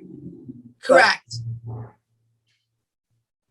you know, it's all about that commitment. And if life hasn't been rough enough to you that you can see the value to commitment and labor, then you're going to keep bumbling along until it is. Do you really want to wait for it to kick your ass? Yeah. Wouldn't you like to be prepared first? Yeah. And it's, I don't even think that you're ever prepared enough. I don't think that they're, you know, just because you get over, as we both know, those rough patches, does not claim that the stars align, the rainbows, you know, and the birds are singing and that's all it. No, you're done. Boom, you know, you've hit the goal. No, it's a constant, ever flowing, ever going. Life is life. Life is what you make of it. And life will be a series of causes and effects. And some things you have control over and other things you have no control over. And then it's how you dance with that situation and how you recover and how, again, you get back up and face off to those circumstances.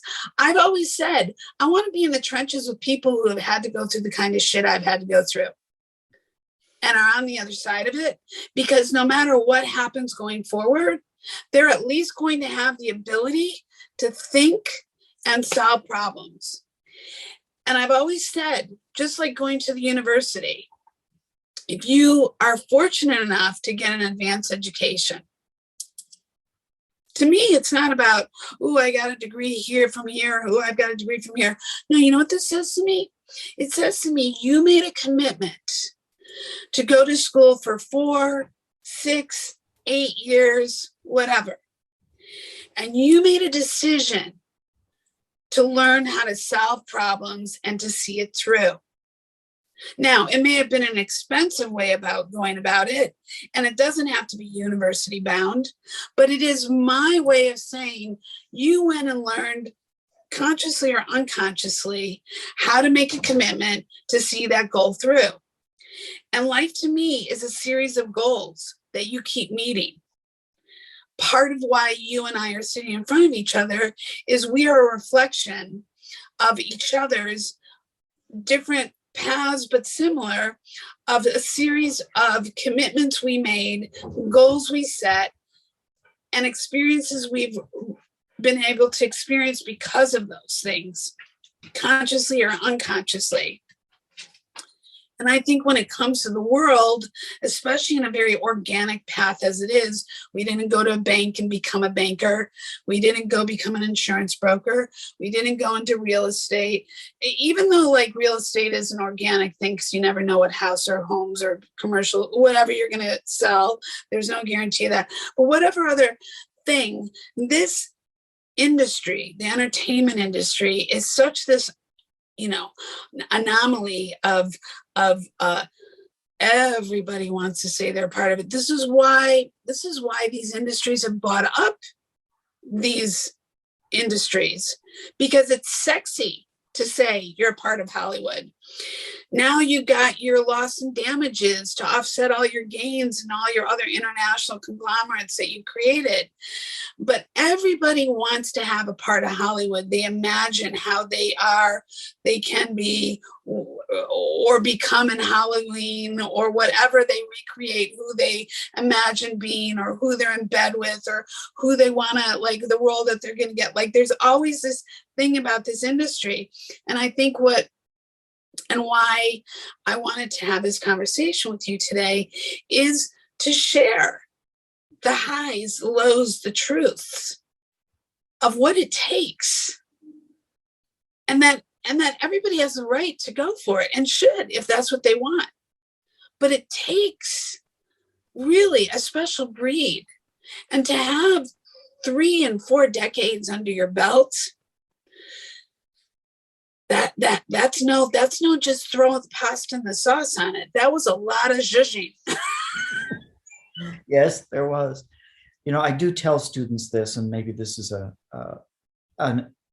valuable story. I arrived in Hollywood. I was in the union, but I knew no one except Jerry Quist and maybe Mike. Love Jerry. So I arrived and I went on the union list, and lo and behold, I get a job. It's kindergarten cop, and it's reshoots. So I show up just like everybody else. There are two of us who showed up. I think Ed French was with me that day. Delicious. And we're making up background. So the ADs are feeding them to us. No department head. The department head doesn't show up. And we're looking around going, well, I'm not sure. We'll just keep doing what we're doing. And the ADs came to us and said, okay, it's time to do the dead body. And I said, what dead body? We still don't have a department head. She, the one that's on the slab, she's had an overdose. So I went to my car and got my effects kit, which I carried with me, brought to the trailer, did the dead body. They shot it. Everything was good. What I wasn't really aware of is that a very famous makeup artist named Ken Chase was over in that corner doing the leading lady, watching all of this. So Ken hired me to do his next movie with him as his second. And I believe it was City Slickers. And he said, we're going to start the movie with all the actors with their beards grown full and natural, shave them, and we'll lay every stage of beard growth up to that through the work of the movie. I was terrified. But I had some skills at laying beards, and we got through it. Billy Crystal saw that. When City Slickers 2 comes up, he recommends me. No, I think it was Mr. Saturday Night. He recommends me to his new makeup artist, Peter Montagna from New York. There I am doing the second character, the brother, and I did the wife's aging makeup as well. Someone else put her prosthetics on, I put her beauty on because they didn't know how to do beauty. Peter saw that. So City Slickers 2 comes up. He hires me on that.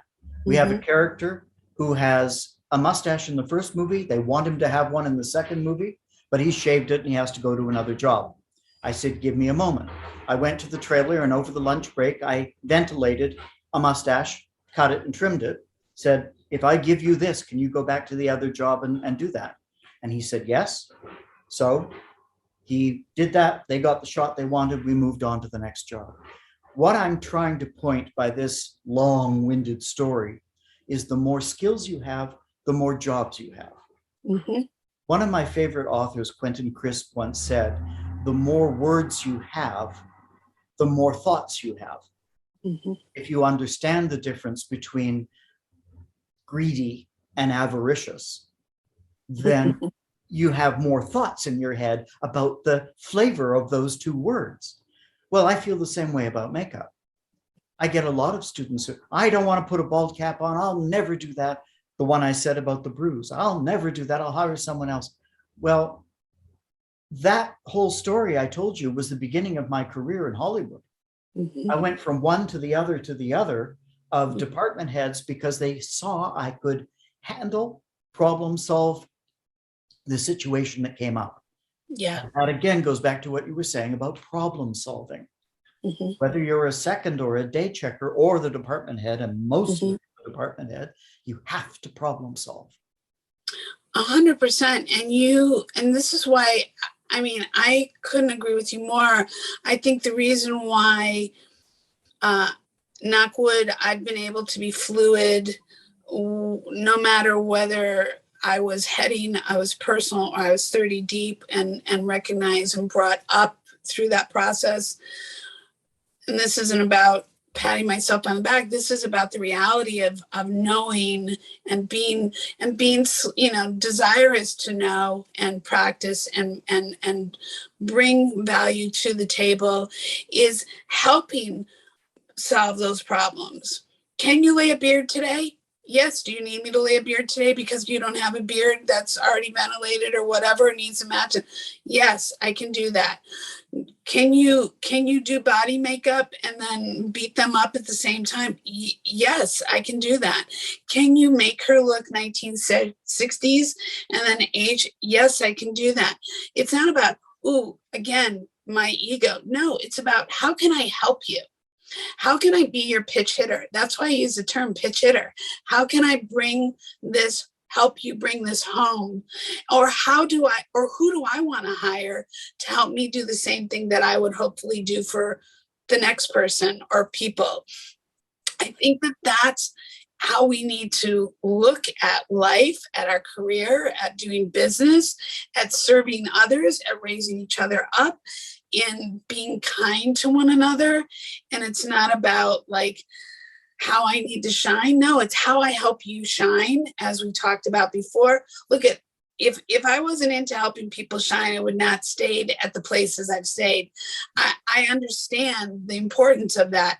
I understand about being listen, I've also believed structurally in our business, if you don't do other things besides department head, you never know what it's like to be a key or 30 deep, and the value that and the importance of those positions. You just can't stay as a department head all the time and think that you're bringing a well-rounded business to the table, in my humble opinion.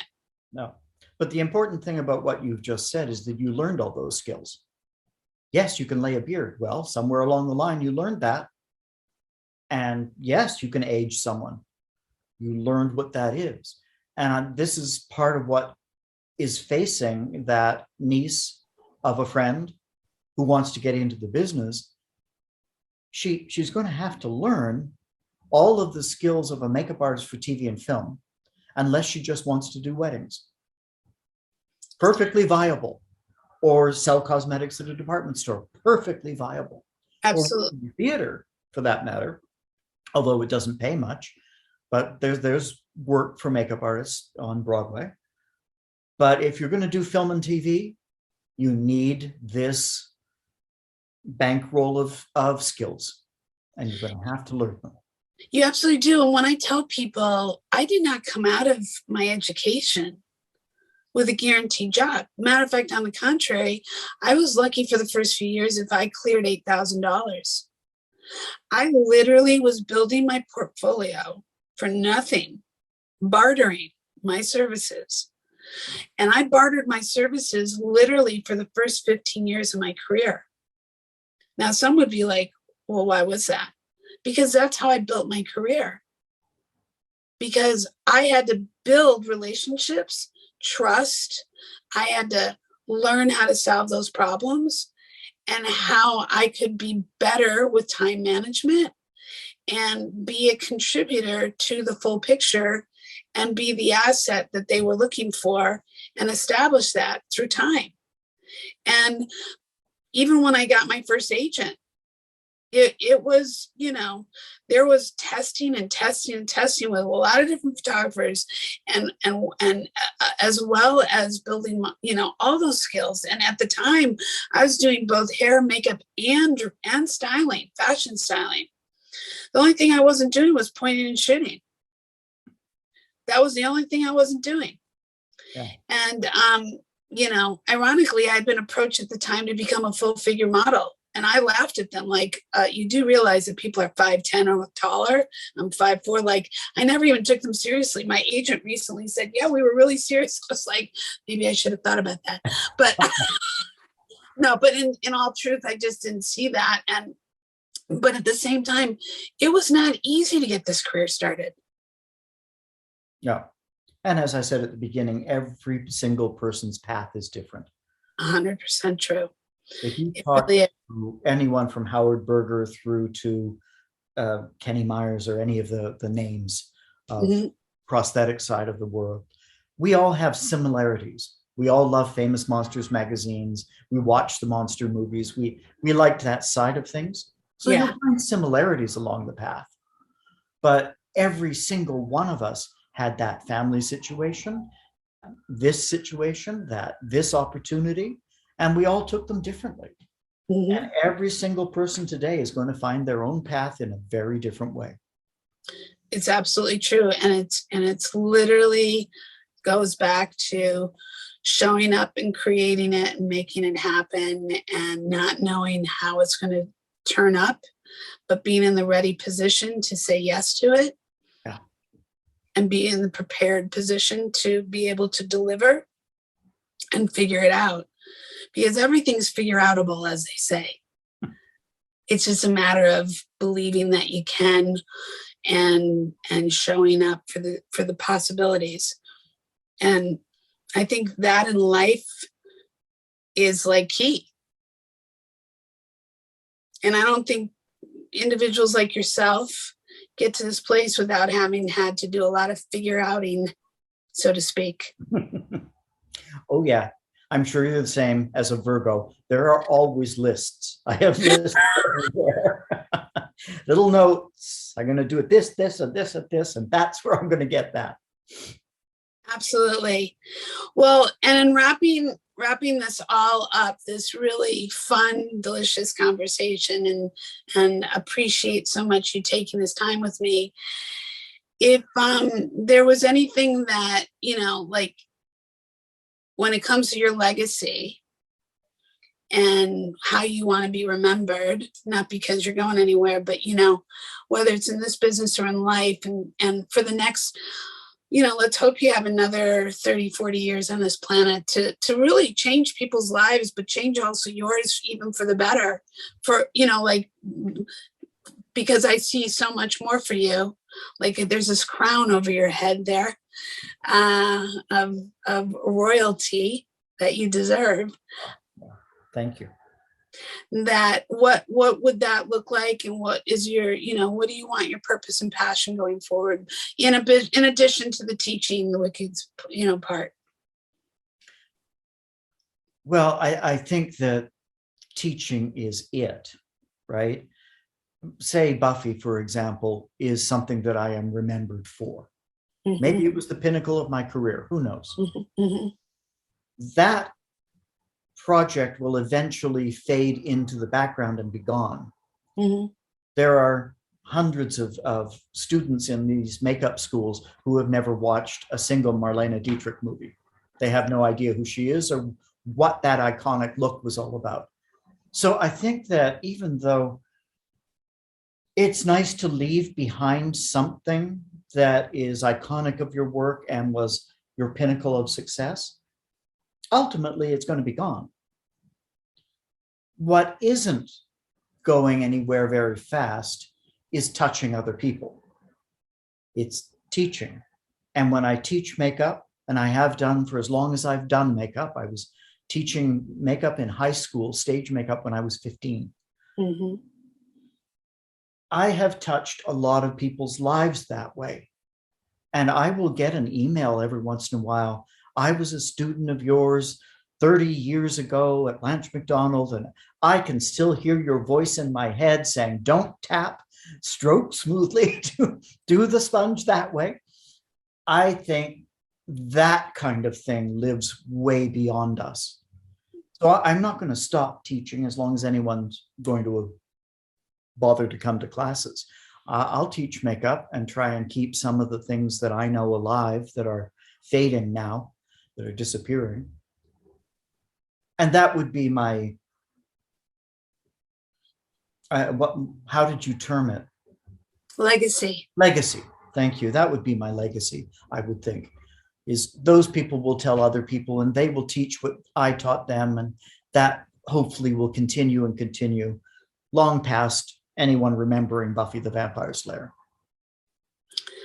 Well, I think on that note, what came to me, and I literally got chills, was as long as I've known you and known your name before I even knew you, and over time we've really gotten to know each other better, and even more recent years, because we've had the opportunity to sit down and have some pretty nice conversations and share with one another more of our, core self, that you truly are, your legacy truly is inspiration, Todd. There's no question about it.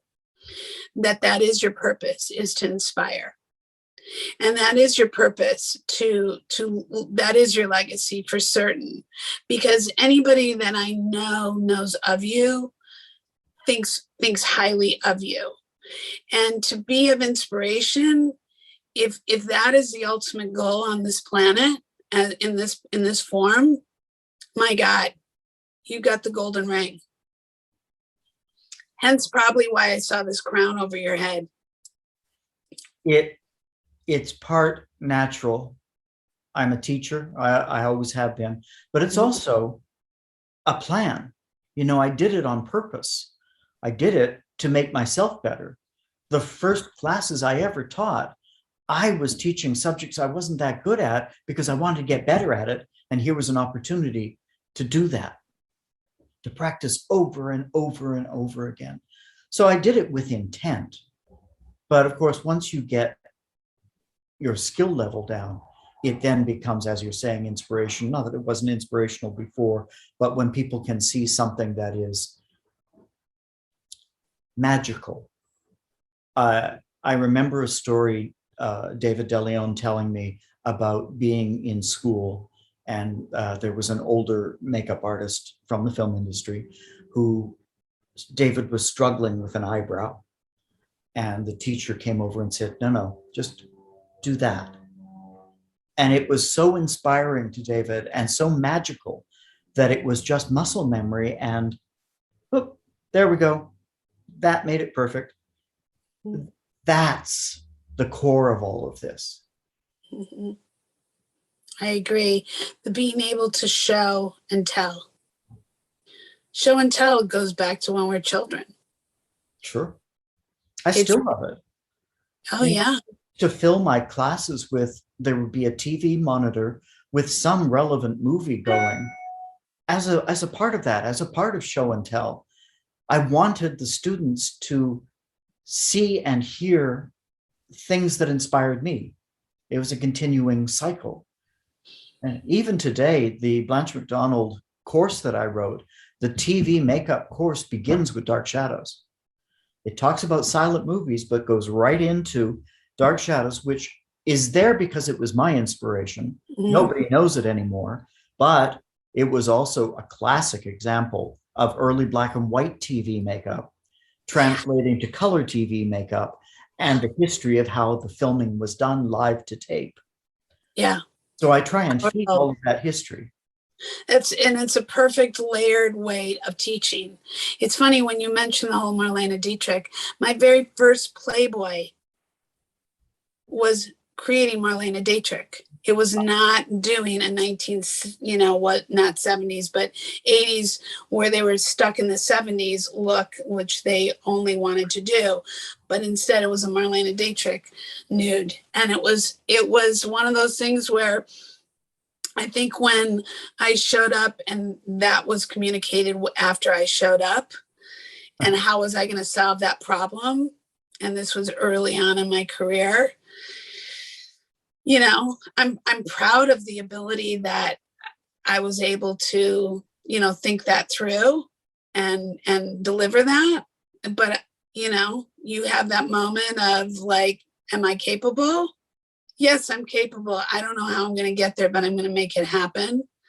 And I think the ability to like tell that life story in the way you develop the curriculum, and to be able to use that life story moment that inspired you, but how deep that goes. It's not just, okay, this is what inspired me and it helped me detach as a kid, and that led me to my career. But now as a career man, as an artist and a businessman, how I dissected that frog, that scientific frog, and made it into how I was able to realize that into illusional reality. And this is how I teach. And it's the science of teaching. It's the science of the mind. It's the science on the surgical table. Now you're talking about film. Now you're talking about light. Now you're talking about makeup. Now you're talking about storytelling. And I think that is like how you do carry your inspiration, your legacy, throw that rock in the water and have those rings go out. That, no, it's not just about showing up because you love lipsticks or you love monsters and prosthetics and glue. No, it's a big picture. How do you reverse engineer that big picture to make that full composition come to life? Yeah, absolutely. That, if there is any legacy that I leave behind, is probably what I would want it to be. I want people not only to be inspired by what I did, but inspired by the things that inspired me in the ripples of that rock in the pond. I want you to see Marlene Dietrich. I painted a picture of Marlene Dietrich in acrylics when I didn't know who she was. It was just a beautiful face that I'd seen a picture of. And then I learned who she was and saw her movies and bought books about her. And this goes back to the student whose comment was, we only understand a few words that you're talking about. Well, if you don't understand them, ask me and look it up. Yeah. If I'm referencing an actor you've never heard of, there's a reason. So go look that actor up and find out what I was talking about. Yeah. Just don't tell me to dumb it down. Yeah. And nothing. And I think, again, it comes back to curiosity and the desire to learn and to not have been spoon fed. We're both survivors and thrivers and warriors in our own lifespan and continued. And I think that that's part of what made us hungry and kept us going. And I think you have to be hungry. I think you have to be hungry in a way that you're not going through life stabbing people in the back, but how you're contributing. And we've seen both. We've seen people stabbed in the back left and right. And we've seen people who are just very giving. And going back to people like Mike Westmore, who I met while I was finishing up my realm, my run at Mad TV. I was at my last season or two, and they were so very welcoming and so excited for me to be there. And I'm like, do you guys realize who you all are? Like, do you have any idea like what you do? And they're like, no, but do you understand what you do? And I was like, well, not to what you guys do. And they're like, no, we. And it was just so funny to me. But I think it was recognizing light, Right. recognizing light. Like, I'm not in competition with you, Todd. I'm not Todd. I'm Felicia. But we all have a light. And if we allow each other's star to shine together, you create this universe of brightness and guidance. And this philosophy of what we can do together, collectively. And I know personally, that's how I choose to lead. And I think that that's how you lead. I think that's how Michael Westmore led. I'm sure that's how Dick Smith led. That we're about spirits who want to create greatness in others. Find strength within yourself. Whether it's how somebody taught David, this just to this one smooth, continuous motion versus staccato. That is fine art. That goes back to pencil and paper drawings. Take your hand, draw one continuous flow, start to study and get fluid. It's the same thing with what we do. How fluid can you be? How fluid are you in life? How fluid are we in our careers? How fluid are we in transitions, transformation? Fluidity is key.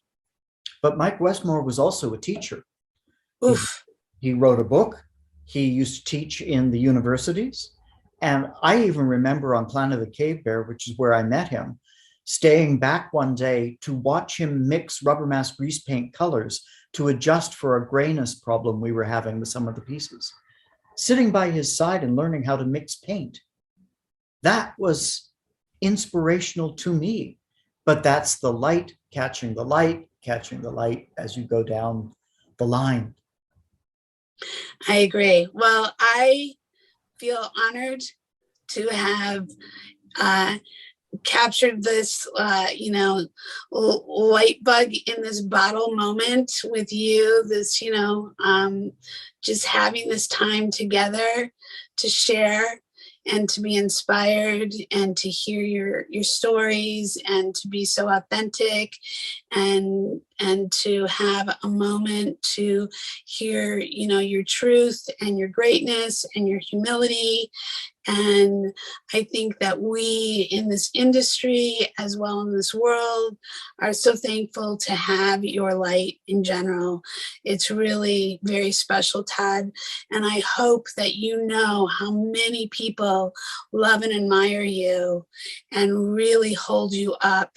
And I hope you can take that in, because that little boy and that big man needs to take that in, because you're deserving of it.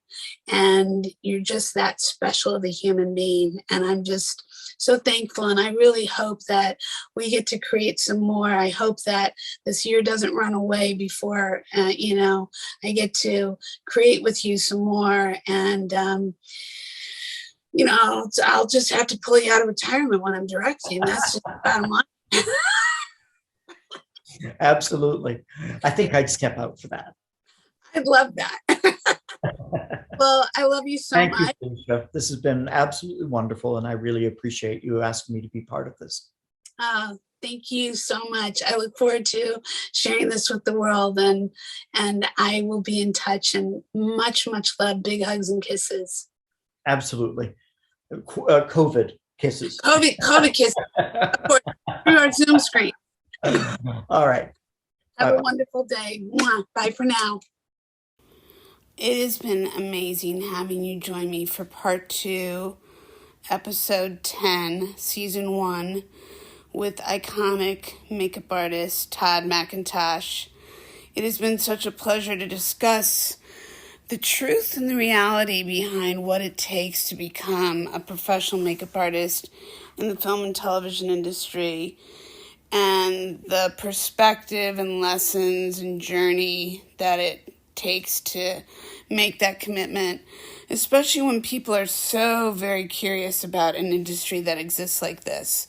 With that said, I look forward to you joining me for my next episode with Rachel Siegel and Jake Platt, who are these amazing health and wellness individuals who together joined forces and became something very pivotal in the world of the pandemic. So more about that later. I look forward to you joining me next week as we continue this journey around the campfire with Camp Fifi Uncensored, where there isn't anything that we can't talk about, from soup to nuts, or as I like to say, from cannolis to egg in the holes, and don't forget the s'mores. Join me around the campfire. I love hearing stories. I love sharing life stories. That's what I've been told I'm best at. Join me. I look forward to you coming along. Bye for now.